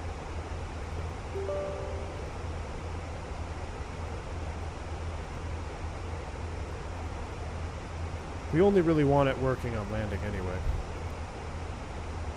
I don't know why it disconnects from the sim. I mean, what are we? Spiritual Wings, 528. It has something to do with my camera scene. When I switch cameras, this should be working now. So I'm not going to go to the other camera for a minute here. Let's see. Going to do night touch and goes in the Navajo. Any tips for me? Whoo, Canadian. That's awesome, man. Good luck. Don't lose an engine. But you'll be fine, man. Night landings in the Navajo. Get to see the little turbocharger out there glowing. Scroll up for Amir's reflare. Ooh, Amir said something. Sent ya a thingy above. I may make the flare a little lighter as I can control flares separately so you can run -20, but have a lighter flare. I'm gonna have, I wish I could like make Amir's comments all like super bold. I'm scrolling back up. I can adjust flare separately so you can run 20 curve, but with a bit of a lighter side stick dynamic during flare/direct law. A few type-rated pilots say it should be a touch lighter so I can adjust. Okay, so I think that's pretty much spot on what we're saying. So if you can make the flare a little bit lighter, but still run that -20 curve for in-flight, I think that would be a step in the right direction. I really do. And I mean, we are starting to really split hairs on this, and I mean that's great. That's just how advanced this airplane is. That's how advanced simming has become. I mean, we are really getting into the weeds here, and Fenix is, and they're doing a great job. But yeah, I think that would be a great step, at the very least, to try it. Because that was the only thing I noticed was if you're late at -20 curve and you go to round out, you are going to drive those suckers in. But I don't want to change it in flight because hand flying, it's awesome. All right, I got it now. I scrolled up and got them. Thanks, guys. Sorry, I got on a little tangent there. Does your Throttletek have force feedback? No, Rex Royce. The throttles don't move, and there's no force feedback in the real airplane either. Now, if you're talking about the 737, no, they don't. They're not motorized. It would be nice in the next update to have flames and physical damage model. Like number 2 blew its load then fell off. Yeah, Josh. Hey, maybe we can get into cell sparks on touchdown like X-Plane. That's cool. All right, well, hopefully... Oh, we meant the side stick. Nope, Rex Royce, I don't have any... force feedback in the side stick either.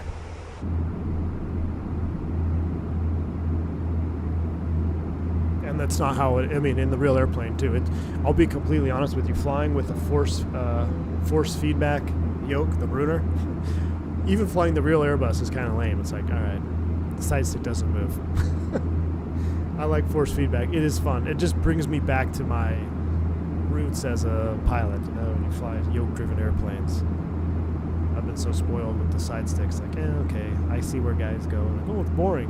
Like, yeah, but it's so nice. I mean, man, 10,000 feet, tray table comes out, foot comes up on the footrest, seat comes way back. I'm writing down notes for my EGTs for Microsoft Flight Sim. Like, you could eat on a table. There's just too many creature comforts to give up, man. It is a phenomenal airplane. I love it. I was just talking to the FO today. We were talking. I was like, I told him, I said, my ideal flight. He was asking me if I want to fly wide body, and I was like, no, I don't have the desire to do wide body. And I said, but in my perfect world, I'd fly an A340-600. I would do like domestic turns, Atlanta, Cleveland, Dallas, Cancun, in an A340-600.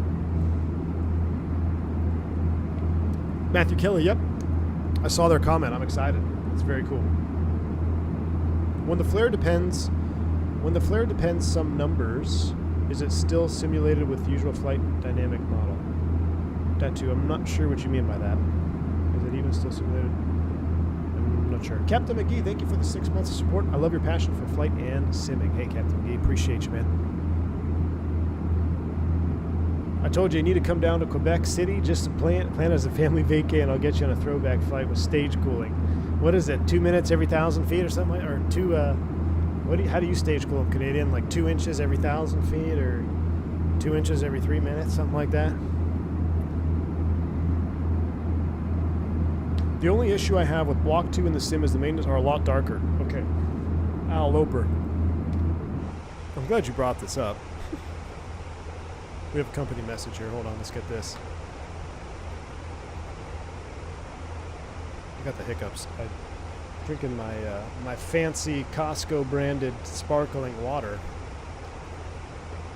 Gave me the hiccups. NKS Ops, no ADC required. Hey, we were on time. So, Al says the screens are a bit darker.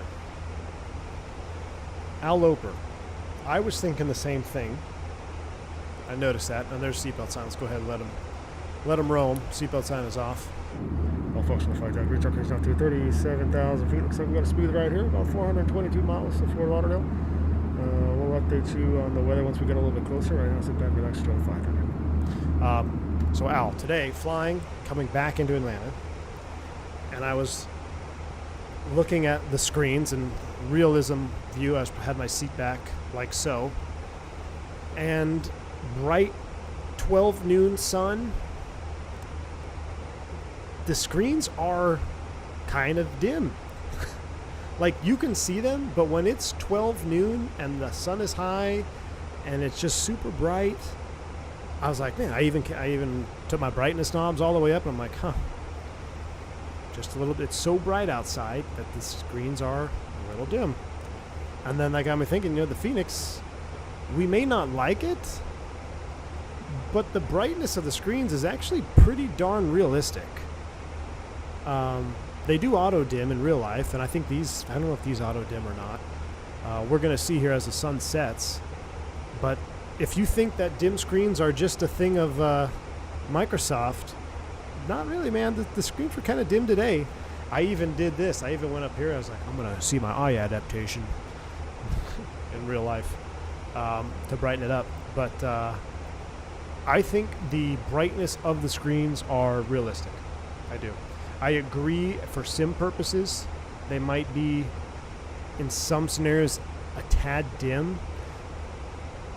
Not even dim, it's just you have to zoom in to read them because maybe the contrast, but that's how it is in the real airplane. Like, it really is a realistic brightness level, in my opinion. I know that I think on the fly-by-wire, they can get a little bit unrealistically bright. Now, while that is from a sim standpoint, it's actually not terrible because it makes it easier to read, but it's not necessarily realistic. Like, you can get them so bright where you kind of blow out your flight directors. You can't blow out the flight director with brightness in the real airplane. But it's like I said, sometimes it's nice because in flight sim you don't have sunglasses, and I don't want to fly with all my window shades down all the time, even though realism view, this is realism view. We've gone over this all the time. Oh, I have to change. I thought I could move that sunshade. I think you have to change the way the mount is, perhaps. But yeah, pull all the sunshades down. So, realistically, this is how I sit, so I can't read the screens from back here. We do 1 inch every 1,000 feet, usually because we do 5-hour legs, so they're hotty hot. Oh, yeah, jeez. We could do 2 inches every 1,000 feet. I think we did 2 every 1,000. When are we getting a fishing simulator content to learn from your expertise? I got a tournament next week. I'll let you know. Going back to the comments here. Do you have the side shades down? No. I have to turn on HDR. I did an emergency descent because of high cabin pressure in the Fenix. P7. Stable cabin altitude at flight procedure. Low altitude, though I was 260 from best. What is the right thing to do? Divert or continue at 250 with cabin at 7 psi? Your cabin pressure was 7 psi? Well, that's in the green. Your delta P was at 7? That's normal. So if you had a pressurization issue and you had to descend to 250, if you have the fuel at 250, I don't see why you couldn't keep going. It would depend on the nature of the failure. That's where every situation is situational. Now, if you descend down to 250 and you're supposed to fly for the next 4 hours, you're not going to have enough gas, well, then you're going to look into a diversion. Now, if you have a explosive decompression, well, then you're going to definitely divert because you're going to descend down to 10,000 with the MEA, and you're not going to fly the rest of the flight at 10,000 feet with an explosive decompression. So then you got to find a place to land. It's actually an interview question. So you're flying from LA to New York, and you're over the middle of the country, and you get a cabin depressurization. What do you do? Word for word, that was an interview question. They moved the click spots on the shades. On the shades. Oh, right there. Okay, cool. Yeah, that's realism view. So I'll show you guys if you This is what the real cockpit looks like in flight. And I have actually, you know, we can do it properly. I'll show you. Right there, right, not quite all the way over, like right. I'll show you where I like to have my seat. So it's straight, and then right as it turns, I know I'm all the way back. Head back, headrest up, footrest down. There we go. This is a life of comfort, folks. And then if you need to study the overhead panel, that's what we call it. I'm going to study the overhead panel for the next hour. You good? Yep.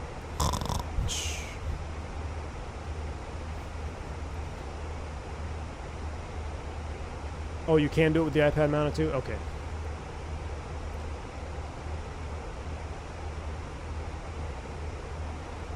Slumming it, Dougal. Slumming it, my man.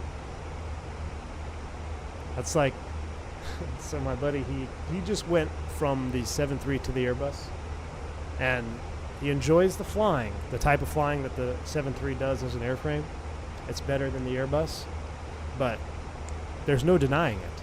There's no denying it. I have yet to find a real-world pilot who flew the 737 and the A320 and said that they didn't miss the A320, or that they do miss the 320, depending on which way they went. They're tight. So, how reassuring to know that you folks are studying as well as flying up front. Harris, oh, yeah, of course, man.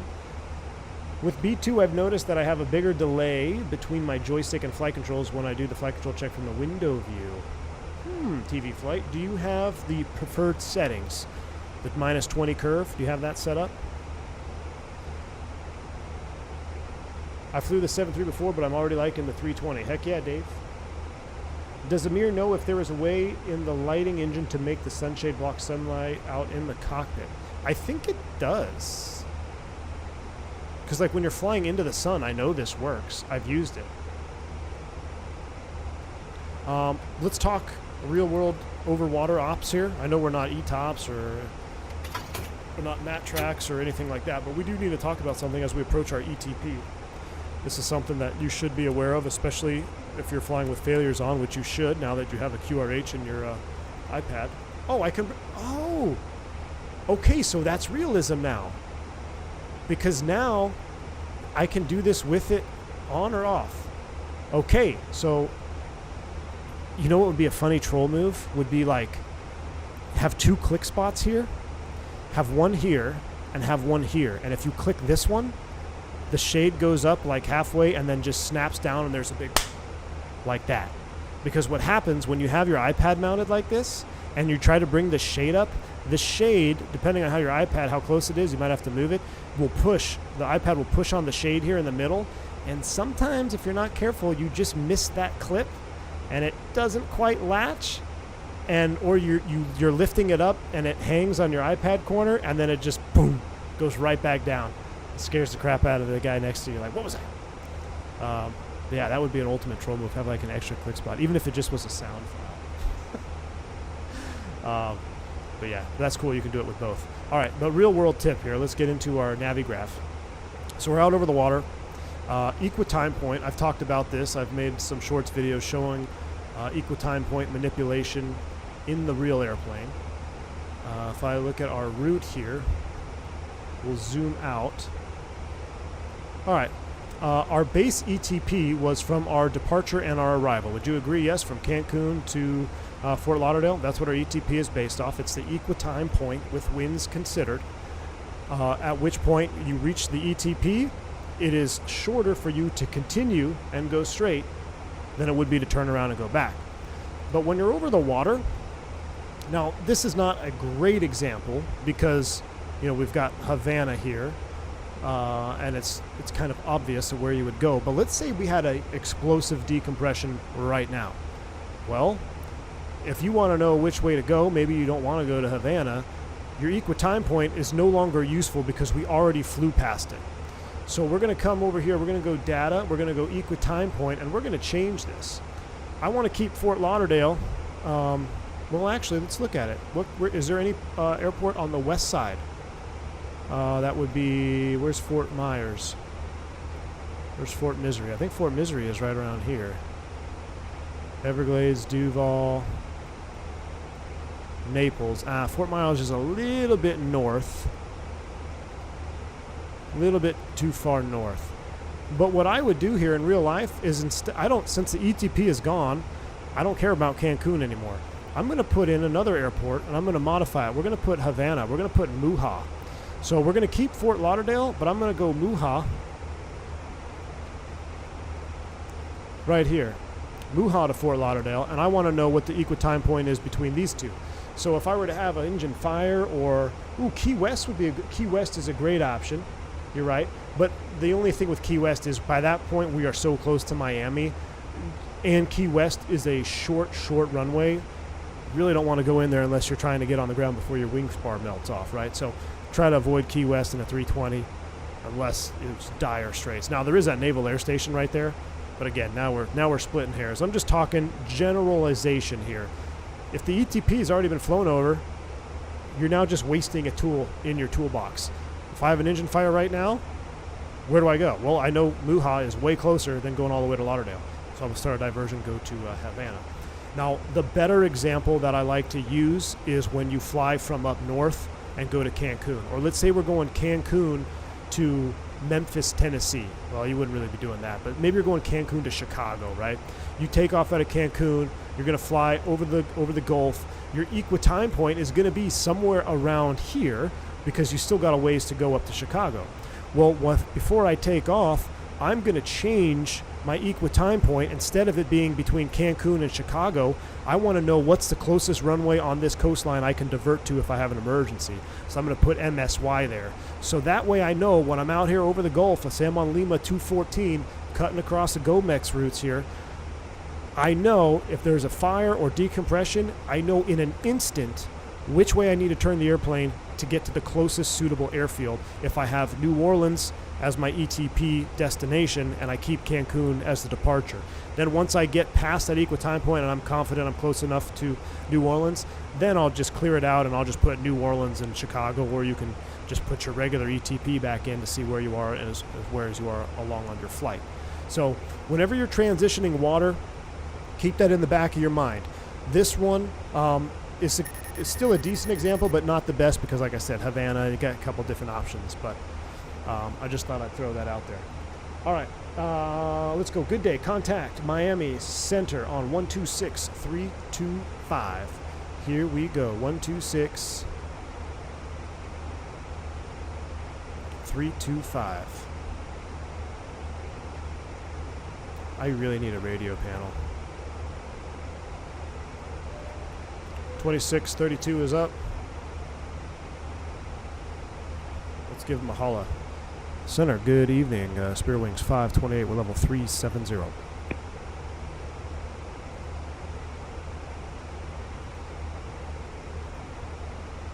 Spirit Wings 528, Miami Center, squawk 2052.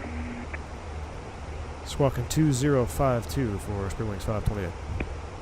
All right, 2052, I'll put that on all traffic. I'll make sure that's on. 2052.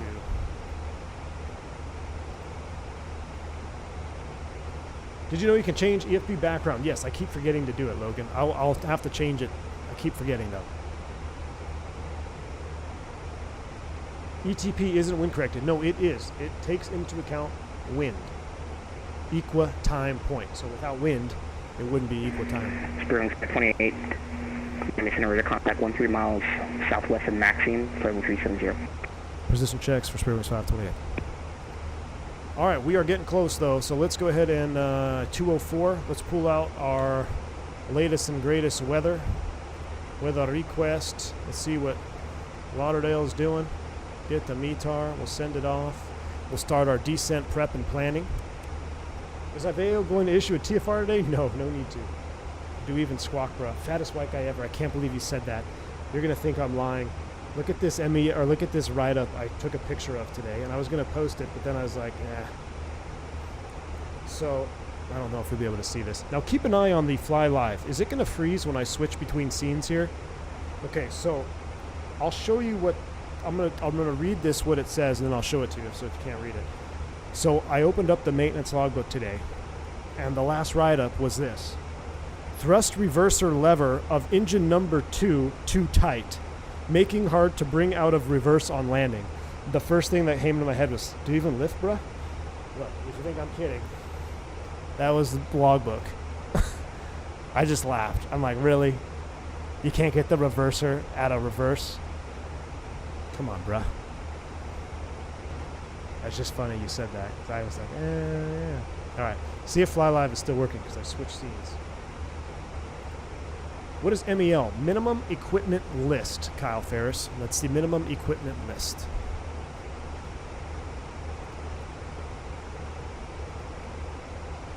All right, received messages. Here we go. Fort Lauderdale, perf data, next phase.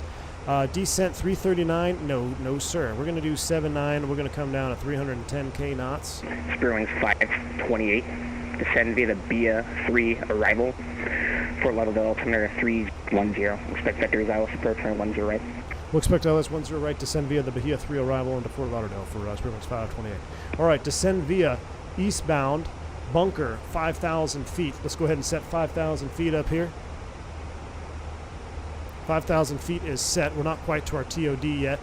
I'm going to turn down the background. Ooh, it's my favorite time of day to fly because we get to go max juice on the lighting. Juice it up. Max juice time. It's max juice on the lights and it's not dark yet. That's why it's my favorite. Yeah, look at that. All right, so 5,000 is set. Let's finish up our perf data here. 150 at 6. Temperature is 24.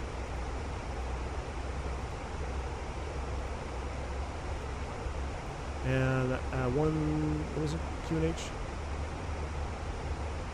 3010. 3010. And so here's our arrival. We're coming in off of Maxime. 280 knots at Grac at above 27. Hokie, all these fixes. Eastbound transition, bunker at 5,000. Let's load up the approach charts. ILS 10 right, we'll star you. Let's see, 264 in the barrel. That is set. And let's run a landing data. Miami Center, good evening. Spirit Wing 1611, checking in 373. Arrival perf.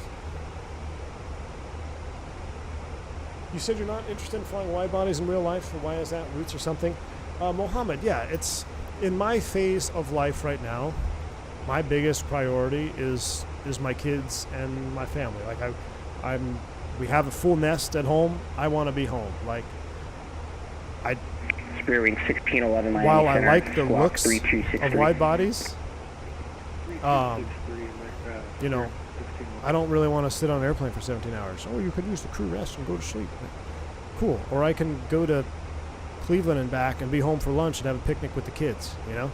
So it's like, if I was 21 and single, I don't know. I say I would have a different view of it, but when I was 21 and single, I still didn't really want to fly a wide body because I thought it was too much time in an airplane. I'm just built a little bit differently. Now I have friends, I have good friends that's all they want to do. Like two of my buddies just went to the 777. One of them has been a friend since we were 7, 8 years old, and all he wanted to do was fly wide bodies at United. He wanted to fly big airplanes, and he just recently passed his 777 type, and I couldn't be more happy for the guy. He sent me a picture in Tokyo. I think he was in Tokyo. And I'm like, how is it, man? He's like, you know, it's cool. It's fun going places, but man, it's hard on the body. It's like, yeah. Spirit Wing 1611, radar contact 3 miles southwest of Maxine. So it's just, yeah, it's just my phase of life right now, man. That's all. 147.2. I think we're going to be overweight according to. I don't know. Well, that's not very good. Is this like a low weight? Is this the actual landing weight of the Fenix 320, 132,000 pounds? Because that is pretty light. We might have some issues. Oh, look at that.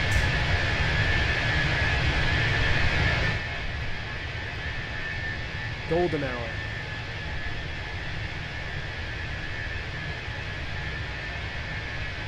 IVAO, just in the nick of time, Miami approaches online. IVAO, thanks for hanging out, stopping by the chat. Appreciate you.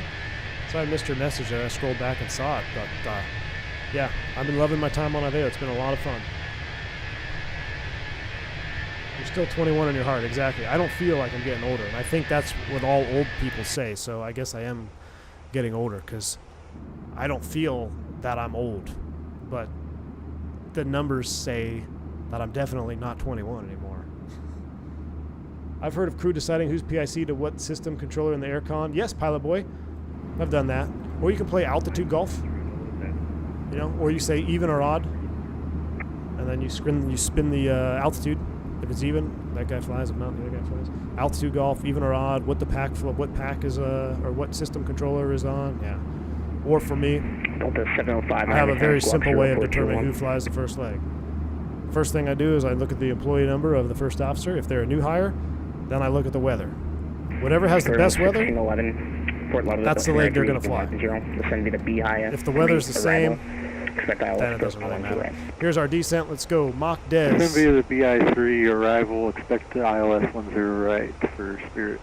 Below mode is on. Now, if I look at the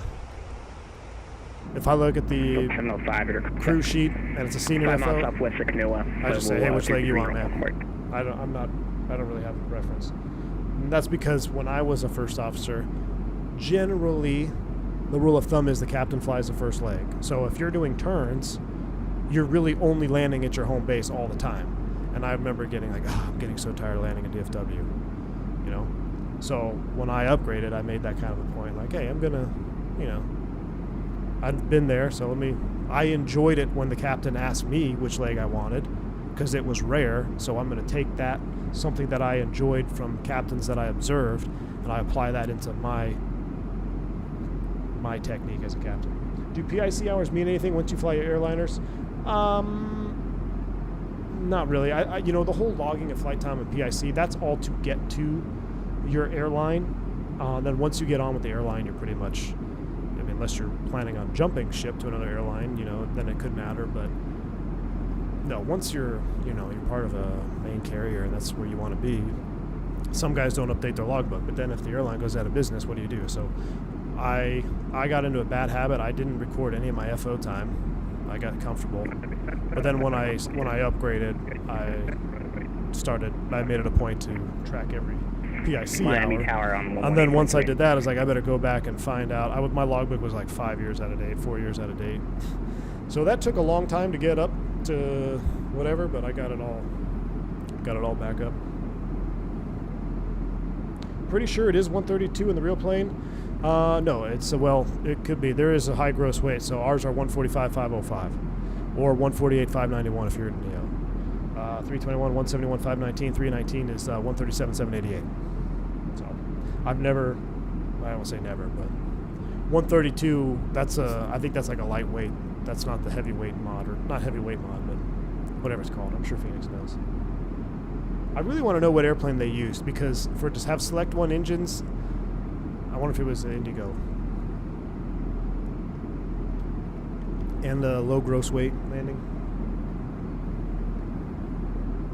How's the IE update? Oh, I love it, man.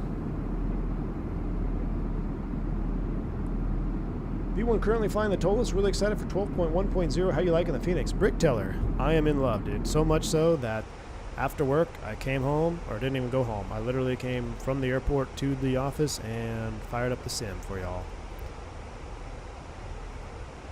I want to turn off cabin lights. Let me turn this. I love the cabin, but I love looking at the engines too. We'll watch our sunset together. And then we'll put the cabin back on. Oh, there it goes. Sun has gone down. Hold on, let me turn the sim sounds down, or let me turn my lights off in the office so we can have full realism mode when I turn throttle cam on. So let me know if the controller says anything. You have control. Chat has control. I'll be right back.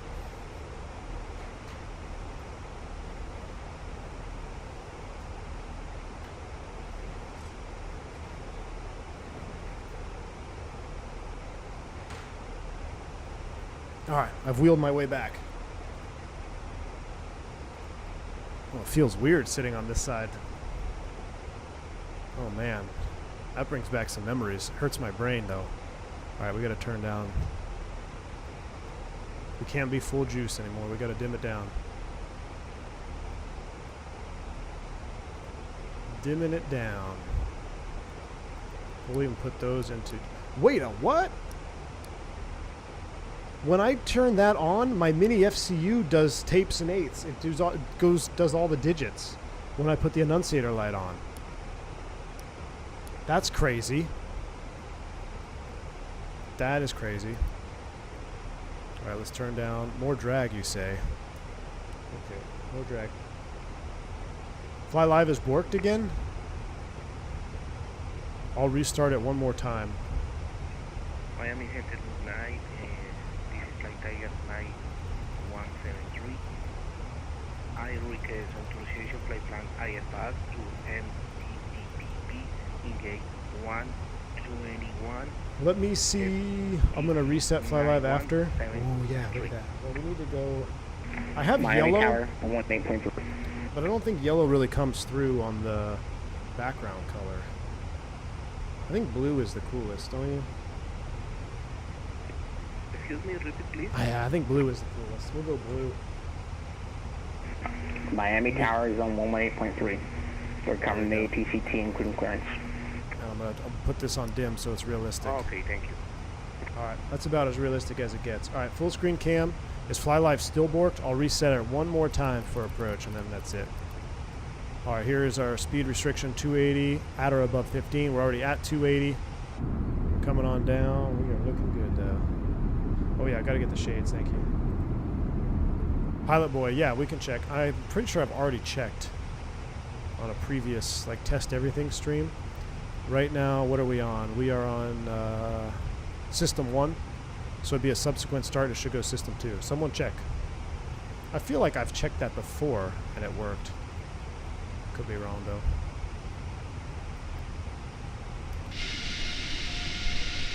Alright, we're gonna... I want to turn the wing lights on, but that's not vSpirit SOP, so we gotta wait. Wing lights? The wing lights on the Fenix at night is just... It's still frozen? Okay, I'll reset Fly Live one more time. But then she's dead to me. I think it has to do with switching of the camera views. I really do.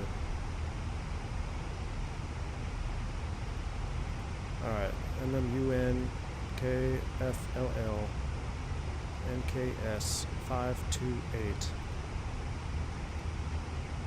Here it comes.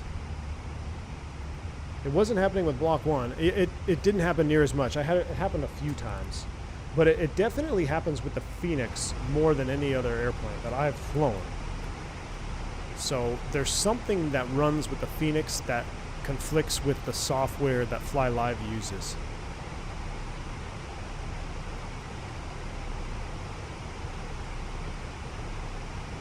I love the screen glow here. All right, there's 18,000. Set the magic barrel ref key. Seatbelt signs are on. Descent checklist. Once again, American 377 with you. Let's see. Briefing's complete. Approach stable by 1,000 feet. ECAM status check. Seatbelts are on. Minimums 264 set. Altimeters 3009 set. Approach checklist is complete. 17.3 check. Flight attendants, please prepare for arrival. Alright, let's turn the cabin back on. We'll keep the cabin lights off. And we'll go back to Laughterdale. Can I put this in night mode? Of course I can. I wonder if it charges faster in night mode like the real iPad. She's broken already? Again? Delta 705. This is going to be the IS-3 arrival. Fort Lauderdale, altimeter 3010. Oh, you went System 1, System 2 switching wasn't happening? There's a way to manually switch it, isn't there? So... Speedway still out. Oops. Delta 705, Miami Center. Let's go pressurization. System 1. Now, if you come up here and you go manual and then off. I could be wrong. I thought that would switch it. could be wrong. I have to look in the book. It's still System 1. Or maybe... American 377, direct Jaguar. Oh no. She's dead? Okay, well, we'll leave her. Hopefully she still spits out a American landing rig. 377, direct Jaguar. Oh, well, we do have the Fly Live. Not Fly Live. We do have the vSpirit will give us our actual landing one. That's the one we care about the most because that one is what's going to give us points or no points. Do you guys want to see real time or do we wind it back a tad? What do you do if you use GPS primary? You fly without GPS. Use your INS nav. You'll be approach limited. There'll be a couple things you got to do. Nav accuracy check. We used to get that, not frequently, but every now and then when the military does training and jamming. Most recently, it was a few months ago, I got jammed going into DFW. Lost all GPS. Pretty gnarly. We say gnarly, but these airplanes flew all the time without GPS for decades, so it's not really a big deal. Unless the airport you're going to has only a GPS type of approach, now you're going to be limited. There's going to be some factors in play for sure. Oh, I don't know if it can, Dave. That's a good question. Okay, real time. We'll leave it real time. That means it's dark outside. I saw there was a glide slope select and deselect. That's because of FLS, Aaron. FLS. I'm going to do our next stream, maybe our next vSpirit stream. We'll have to do an FLS. I did an FLS approach into New Orleans for testing. So our fleet, we get some of the, we are the first, or I think we were the first, to actually have FLS, SLS. SLS? Yeah. But I did an FLS approach into New Orleans for just because I wanted to see what it looked like. We've already had all the training on it. And it's pretty cool. I mean, it literally looks like an ILS, but it says FLOC, FAP. But that's what you're seeing there in the RadNav box. All right, here comes 10K. Let's go wing lights on and landing lights on. Please be seated for landing. We don't get enough V1 night ops? All right, well, here you go. This one's for you. I still need to slow down. But now check this out. Look at the wing light. Just look at the lighting on this Fenix. It's literally spilling out at an angle onto the leading edge. So much juice. Very similar to an LPV Canadian, but it's still a non-precision. LPV is LPV precision? I forget now. How often do you use VORs and airliners? I've never... Oh, that's not true. You mean approaches? You'll have to wait until you get with the Miami I've done approach, some approaches. but you can plan, Not 1 0 right, 1 0 left, or any stops right now.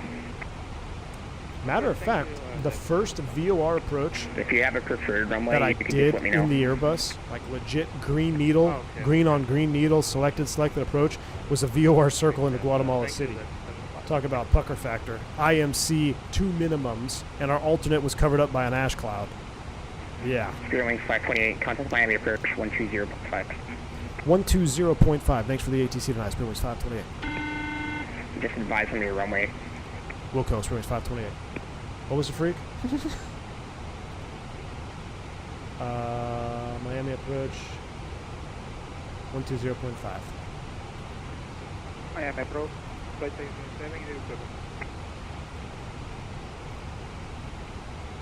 Flight Tiger 587, flying via FID, and contact now Miami Center, 126.325, good flight.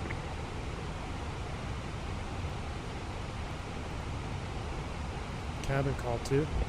Flight 123. The cabin is now secure for landing. Flying Okay. via FID, and Can I have some contact tea and Miami crumpets, Center, please? 126.325. Upon landing, would you bring some tea and crumpets to the hotel? Press mode select, demand for 10 seconds. There it is. Thank you, Dave. I knew there was something up there. We'll try it. Miami approach. Good evening, Spearwings 528, 7.6, descending via the Mejia 10 right transition information Bravo. I think I might have stepped on somebody. Wings 528, Miami, hello. Lauderdale, altimeter 3010, proceed direct bunker, can maintain 5,000. Stock ILS, approach runway 10 right. Direct bunker, descent 5,000, we'll expect 10 right for runway 528. Spiritual wings, 528, direct bunker, down to 5,000. We'll go open descent. Thrust idle, open descent, selected speed 250 knots. Pull for selected, perf approach, activate, and confirm. VAP 141. All right, we want to try this pressurization test. Mode select man for 10 seconds.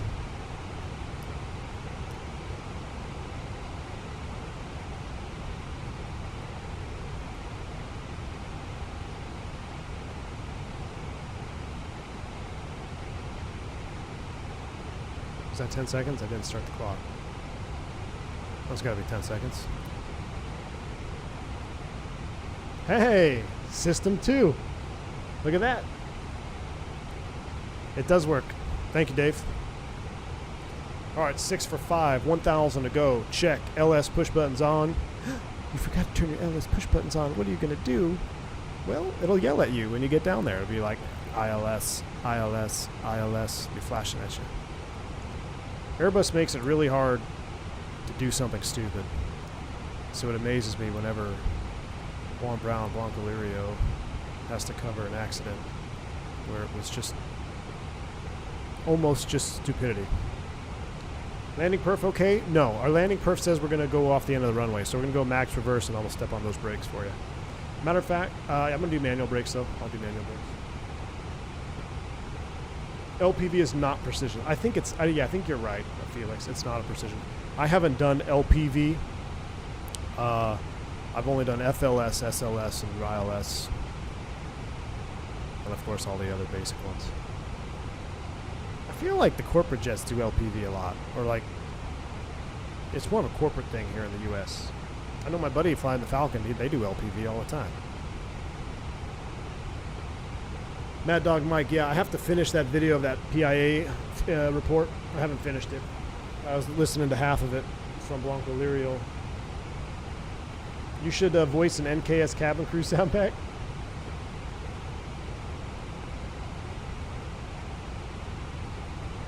Are there any precision approaches that aren't ILS?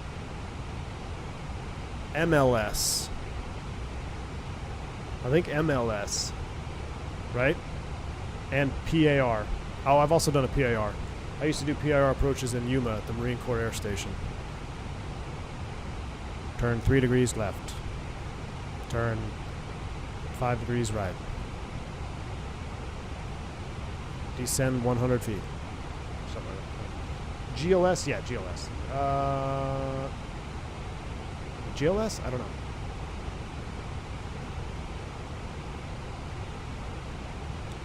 Pilot boy, I will. So you said how many seconds after touchdown? I'll try to remind me again on the ground, and we'll see.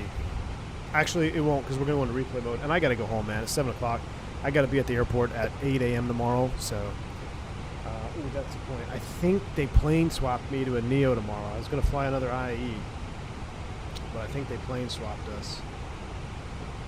Let me update my schedule. Miami approach, Spirit Wing 1611, checking in 8,000, bunker 3, 10 right. Speed here because we're getting a little bit tight. Spirit Wings 1611, my inflow, Lauderdale, altimeter tomorrow, to maintain 6,000 feet direct. Geared turbo. Bunker, expect the LS for friendly ones. I don't even want, maybe I should just call out sick tomorrow. We're Bravo, Lauderdale, so descend to 5,000 and direct bunker seconds, for Spirit Wing. I'll try to remember.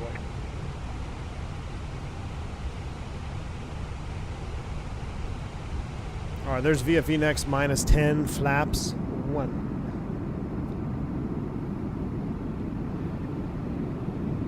Juice up the sounds. We'll get flight recorder ready.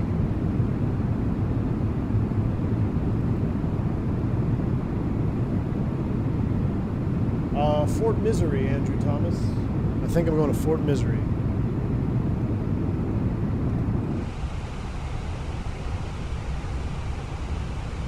Calling sick and let's fly to Ponce. We will do a Ponce stream next week. We're going to Ponce, Puerto Rico. And if you have IVAO, I highly recommend you fly along with me because I think it'll be fun. It'll be a longer flight, so we'll have to do kind of like maybe same time as this. Maybe start a little bit earlier. Maybe start at like 4 o'clock, 3 o'clock. And then we'll fly from Miami to Ponce in the V2. It is a fun approach, and we'll do the, I'll show you all the visual approach with the hill. Hopefully the winds are in favor of that approach. Oh, PSE scenery soon? Maybe we should wait for the scenery then. Can you land with wing lights on? Coder, in the US, everybody's got their wing lights on. That's a European thing. They don't like wing lights. In the US, wing lights on below 10,000. And in all honesty, the wing lights give you some of the most visibility for other aircraft, because if you're approaching an aircraft from like behind or at the side, this light is very easy to pick out. It's a bright white wing light. So, and on the like on takeoff, if someone's on the runway, the wing light's on, it illuminates that leading edge, it illuminates the nacelles, really makes them easier to see, which is why I don't understand why European has such a thing for wing lights, because isn't it prohibited in all of Europe? I remember reading that at one point. We were talking like in our books, like if you're flying on that, gotta have like wing light, no wing lights. I'm like, what? Yeah, even during the day, Victor Silva. You're playing 528. You're 2 miles from bunker.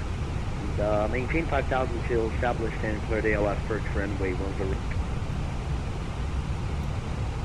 All right, 5 tel established, cleared ILS, 10 round approach, first wings 528. All right, we've got Cat 3 dual, autopilot 1+2, glide slope blue, lope blue, cleared approach, runway light is coming on. First wings 16.1, 10 to maintain 5,000. We got full ATC. Fort Lauderdale Tower is going to be 119.3. Let's put that in the standby, 119.3. Aaron, you just don't like how wing lights look? I don't know why. Was it light pollution? I don't understand why they're so opposed to wing lights. APU usage I can understand, but minimized, visible, like, I don't know. All right, we're coming back to 180. It might be a little premature here. All right, we're established on the low. We're gonna set 3 because of Microsoft. So real life, you'd have a glide slope here. 18 miles out, it's probably going to put us in a little bit below. So I'm going to set 3,000. And then this is one of those scenarios rare where I'm going to vertical speed us. I'm going to set vertical speed 1,000. We're VFE next, -10, flaps 2.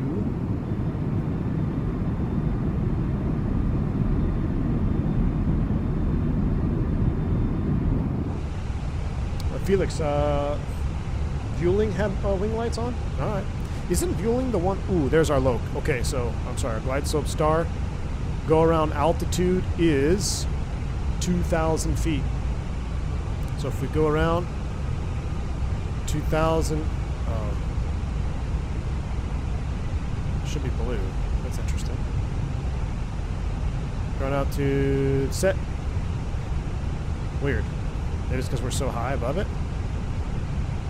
I'll set 3. Go around out to 3,000 blue. That's kind of weird. It should be blue at 2. But it might be because we're at 4,000 still. We're all activated, right? Yeah, we're activated. Okay. Runway's in sight. At Blame, we'll go recording on and Throttletek cam. So, here we are. A320 lives at flaps 2, 180 knots. This airplane absolutely loves to be a flaps 2, 180. That's your target. There's no excuse to get high and fast on an approach if you're at flaps 2, 180 and you're at 2,000 feet AGL. At 2,000 feet AGL, we'll manage the speed, go gear down, and we'll be stable well before 1,000. Oh, you're right, microologist. Upcoming restriction at Blame. Let's see. You might be right. 2,000. No, I think it should still go blue. It's going magenta, which is weird. Miami, hello. Lauderdale is 301. Gonna maintain 5,000. Wise Hat, thank you for the £5 super chat. Wing lights are you normally used during walk-arounds when dark in Europe. Ah, okay. That's funny because we don't use wing lights at all during the walk-around. You have to have a flashlight. It's part of your required equipment. That's interesting how the differences are.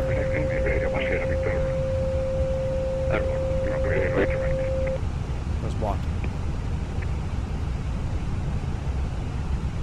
Iberia, once you're Victor Miami, hello, radar contact. This might be a shit.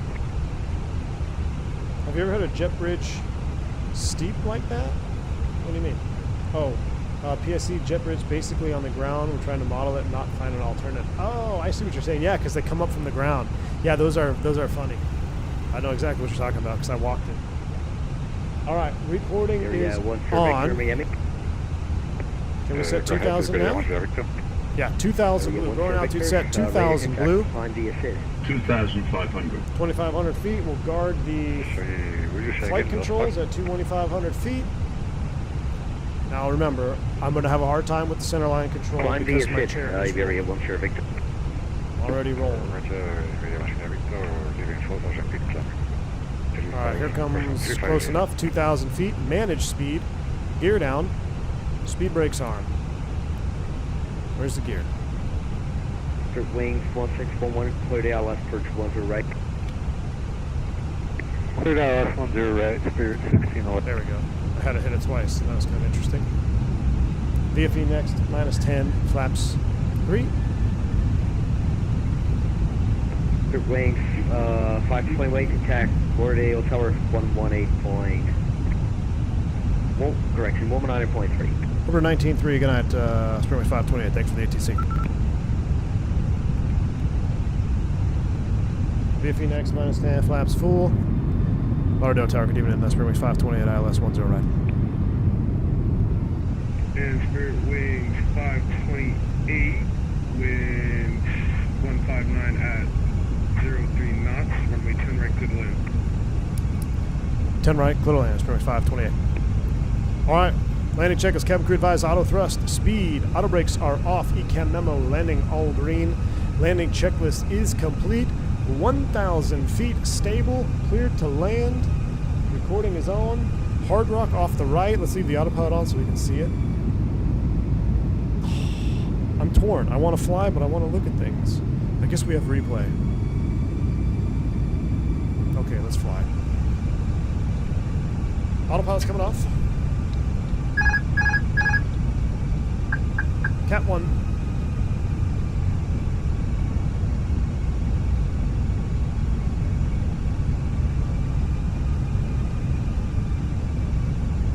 Why are my palms sweating? It's like I'm nervous.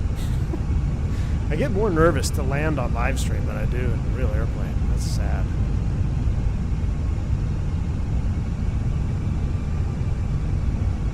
I really need to get an armrest for my sim chair. I'm missing that armrest.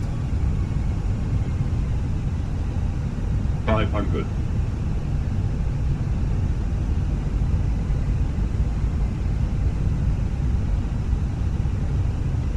Hundred above.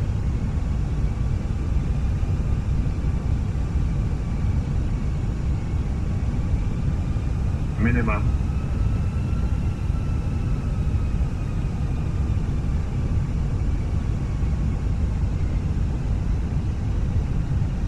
One 100.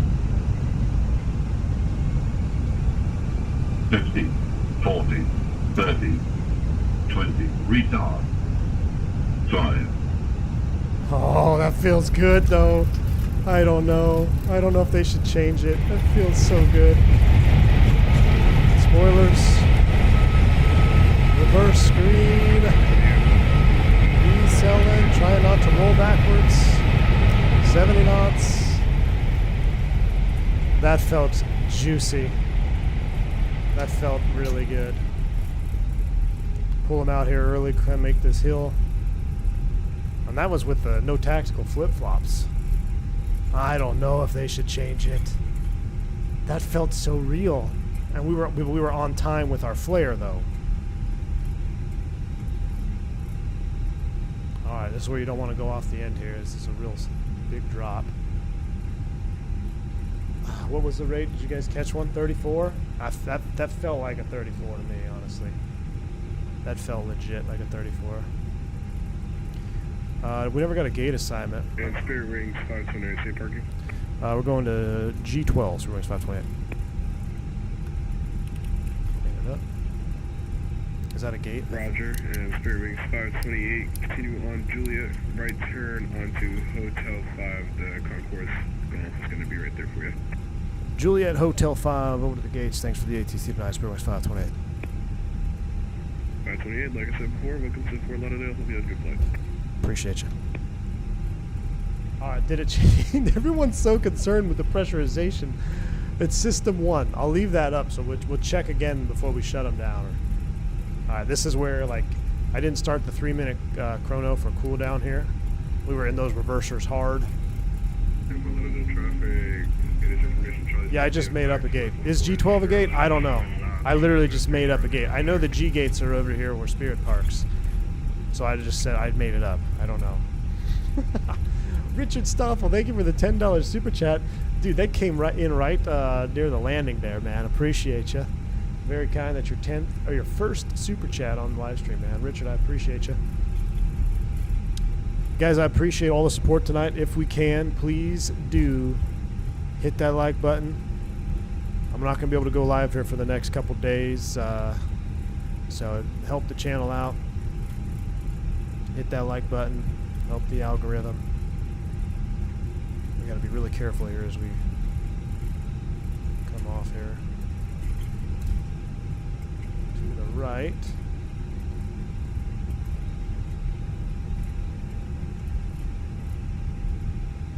Oh.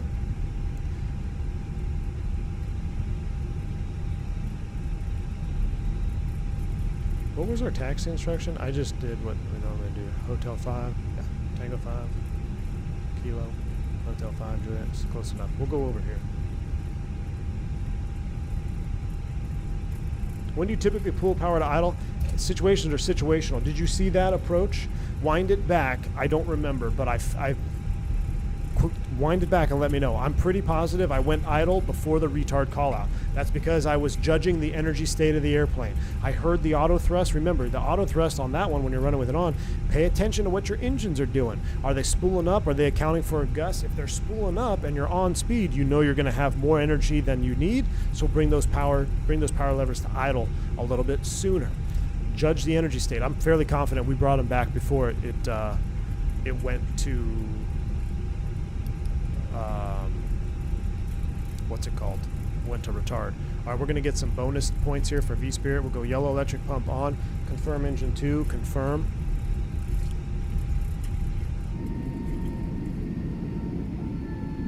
Oh, that is real life. All right, let's, we made up our gate. Where are we at? G, we'll go to G9.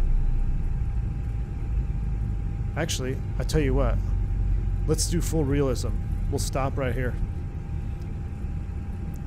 All folks on the flight deck, welcome to Fort Lauderdale. We're just short of a gate here. We're waiting on marshalers to come out and park us. Please remain seated with your seatbelt fastened. Thank you.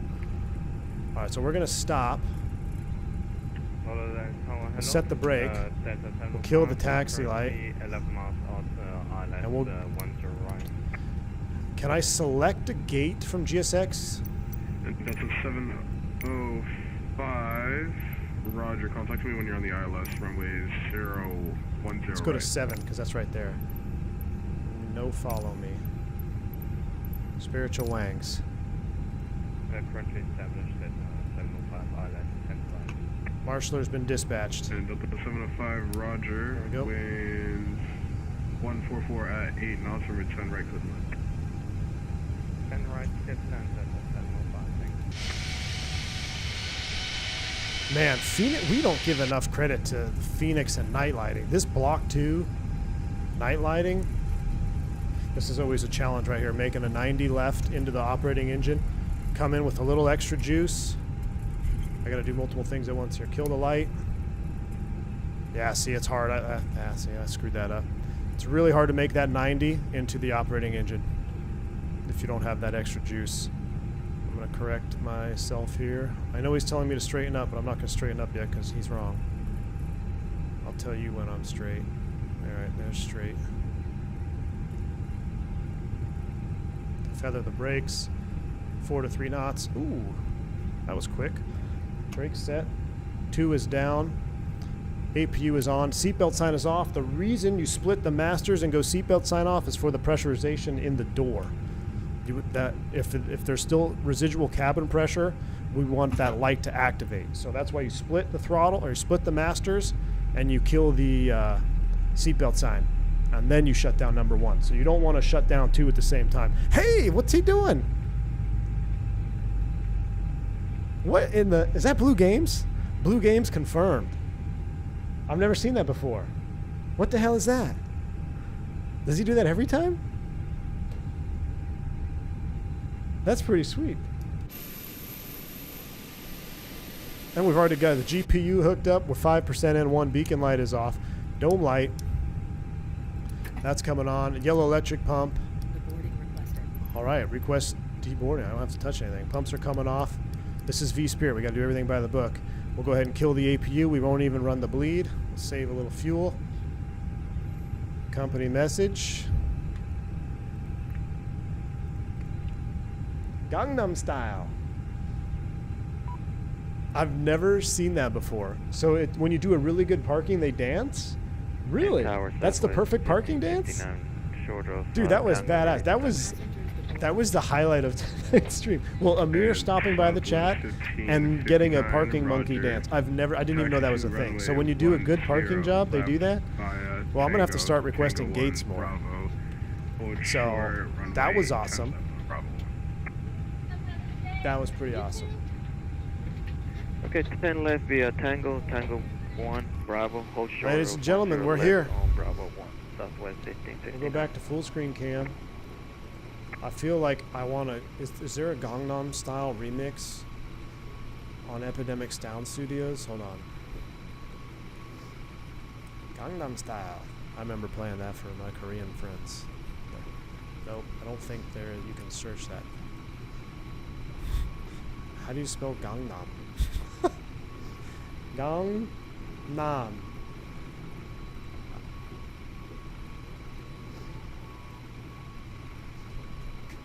I don't think you can. I don't think there's a...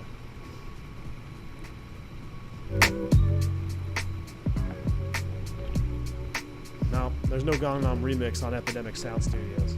So perfect parking, buttered landing, beautiful sunset, Amir and IVAO, what a stream. Harish, well said, my man. That was awesome. That was a lot of fun. Thank you all for this tonight. This was well worth it. I was kind of not on the fence, but you know, you work all day, come home, it's like, you know, you want to go home, I'm not going to lie. But I also wanted to fly the Block 2 IAEs. I wanted to do it justice. We've been beating up the airplane, so to do a flight where we just do everything by the book and to have it work out the way it did. Oh, Pyrep, AJ, thank you. We almost screwed it up. Hold on. So it's not Gangnam Style. Do we have any Korean jazz?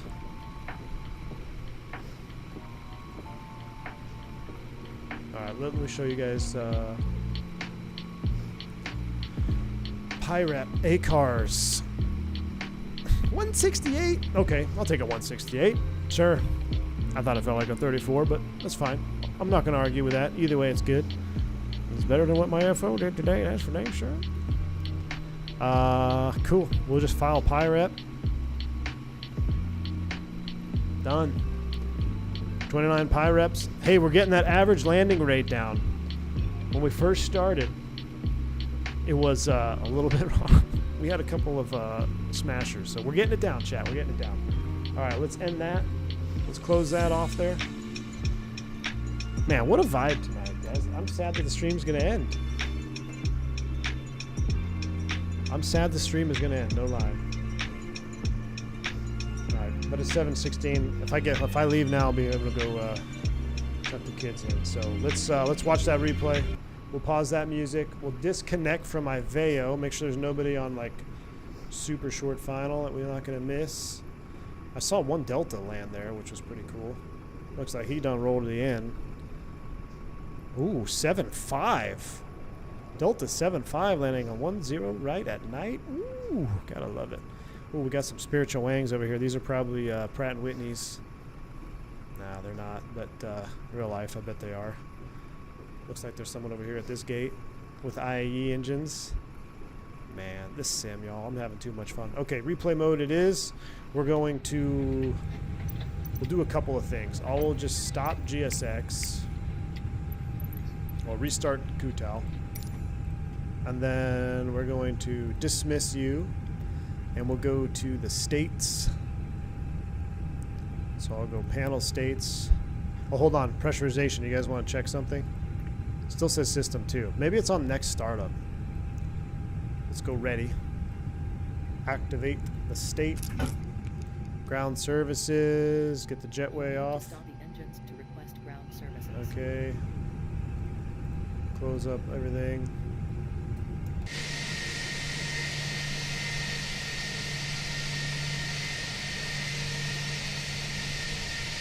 Alright, we'll go into replay cam. We'll disconnect from IVAO. Thank you, IVAO. Splitting the masters. So, your master switches right here. The proper shutdown, and this could be... I don't want to say this on all Airbuses ever, because I've had enough time on the Airbus to know that there are different Airbuses all across the world. But the way ours operate, if you shut number 2 down, or if you shut number 1 down, whenever these are split, not in the same position, one on, one off, for us, number 2 comes off, seatbelt sign comes off, so engine masters split, seatbelt sign off. That will let the flight attendant A know in real life cabin pressure light. If there is residual cabin pressure with the engine master split and seatbelt sign off, this will illuminate. So if you just go 2-1, shut them down, this will not illuminate if there's a sense cabin pressure, to my knowledge. So I think that's the way ours work. It could be different, like I said, if you fly a 320 it may be different, but that's in our books, split the master, seatbelt sign, number 1. And that is for cabin pressure light here, because in real life, if there's pressure, this would illuminate.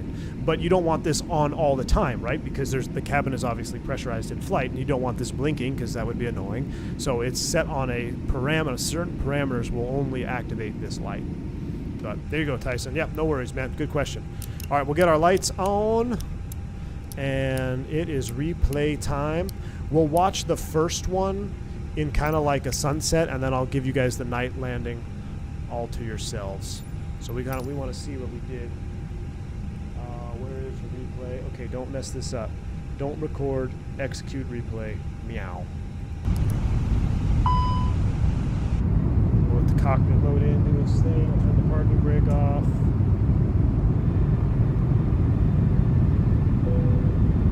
Missed the whole stream, Blueface? I'm sorry, man. This was a fun stream. This stream was like one of the... Normally I'm like, I just watched a replay. No, this stream was fire, dude. I had a lot of fun on it. Hopefully you'll be able to catch the next one, though. But better late than never, BKJ. At least you get the replay, man. What has the seatbelt sign got to do with cabin pressure light? Are they linked? Yeah, Aaron, it's a... the seatbelt sign lets the cabin crew know that we are at the gate. We're not going to move the aircraft anymore. So that's where that comes in from. So our procedure... 2, seatbelt sign, number 1. And the reason you want the seatbelt sign off, because what if you got to run number 1 for a while? Let's say you don't have an APU. So your APU is deferred, you roll into the gate, number 2 is shut down, and you're just going to keep them seated there for the next 10 minutes while you wait for the GPU guys to come out and hook it up? No. The jet bridge will be moving. You can actually deplane. We used to deplane with the number 1 engine running when we were trying to go through this fuel savings phase of our operation. We're like, well, we're just going to run the engine and not the APU, and that lasted for about a year. Then they switched it back to like every other airline in the world, where you just turn on the APU. So that would be a reason. But like I said, if the APU is in op, then yeah, people can get up. Tyson, appreciate you. Thanks for hanging out, buddy. We'll see you.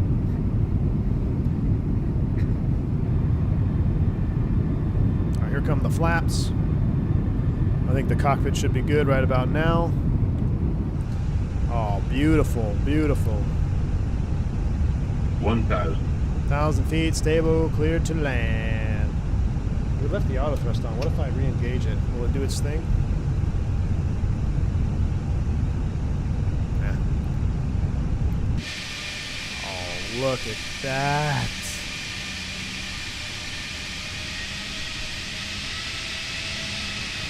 Aaron, my thoughts exactly, and everybody else's thoughts, dude. Don't ask me why.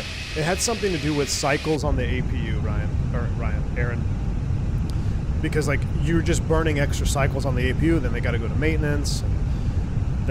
Some bean counter came in and said it'd be more efficient to not start the APU. We're just going to single engine taxi everywhere and use ground power. 500. That, like I said, lasted for about a year. Then they fired that beam counter, and then we went back to the normal way. Andre, oh, you got to use Flight Recorder. I'm going to get a link to this, and I'm going to put it in the Discord or in the description. Too low terrain. Andre, if you're not in the Discord, just Google like Flight Recorder. It's off of the Flight Sim TO. It's free, and it is the only replay tool you need. 100. It's got slow-mo, fast-mo. You can save replays on turns. Highly, 50, highly recommend. 40.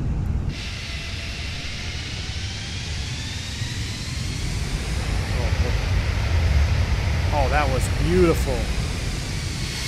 Watch that again. Pause. Go in the back. Let's go in here. 40, 30, 20. So you see so the trend arrow seemed accurate. So here, this is perfect. Oh, that was a butter and a half. So watch. Too low terrain. When I talked about gauging energy on the airplane, it looks like the trend arrow is properly recording, or at least it was. So we know I pulled the power to idle before the retard call out. So we're right on speed, 40, 30, right on altitude. 20, I guess retard. I was already at idle, had plenty of energy, touchdown. Oh, just the juice. Now, if I had proper tactical flip-flops, we probably would have been on the center line, but that's neither here nor there. Too low. All right, let's watch one more from outside, maybe a slow-mo, and then I'll give you guys the nighttime view. Oh my goodness, look at that. I have once flown Spirit to LaGuardia, and they did not have a GPU as it was a short turnaround. Yeah, I guess on some short turns, you know, it is more efficient if you just run them with APU, turn around and go. Center line, schmenter line. Hey, as long as I land on the center line in real life, I don't really care what happens in the sim. Probably a bad attitude to have.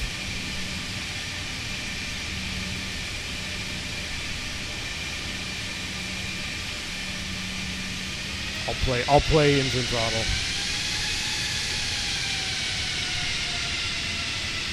Coming on down. Ooh.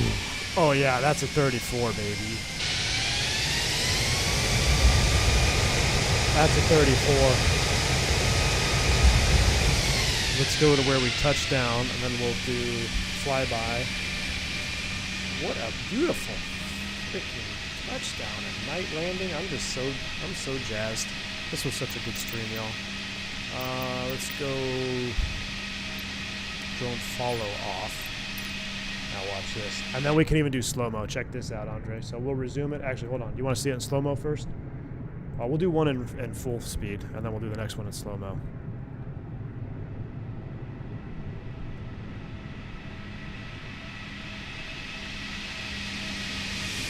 Oh, I gotta move the camera a little bit. Dang it. Going up the upslope. David, yes, I am using frame gen mod. Correct. That's why you see some artifacting. Let's see this one real time.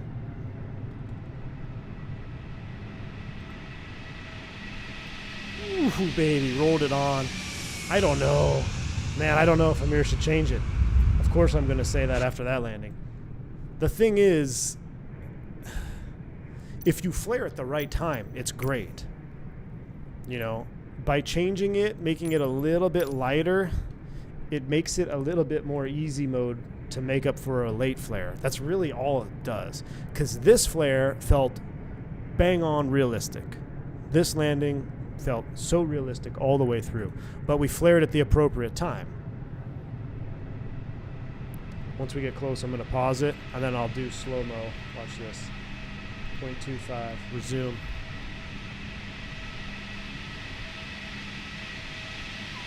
Oof. Baby.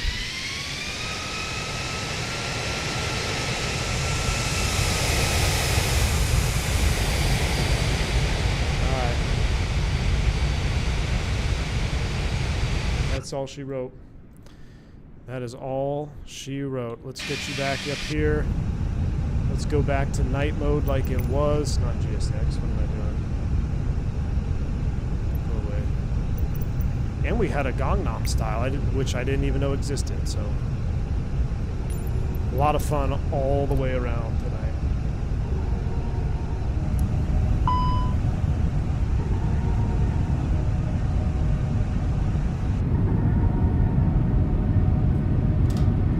those down, get those down. All right, y'all. Thank you. This was a lot of fun. Shout out to Fenix. Shout out Amir for dropping by. Shout out to IVAO getting some ATC. Thank you to all who flew along. We had a couple of different airplanes flying with us tonight. Some probably were part of the route, and I think we had some randoms flying too. So, love it. Thank you all around to everybody. Thank you to all of you for hanging out with me. I hope you enjoy the rest of your Saturday, the rest of your weekend. I will not be here tomorrow. We might do something on Monday. I got PM turns Monday, Tuesday, so I leave at like 6 p.m. to late nighters. So we might do something in the daytime. No promises, but we shall see.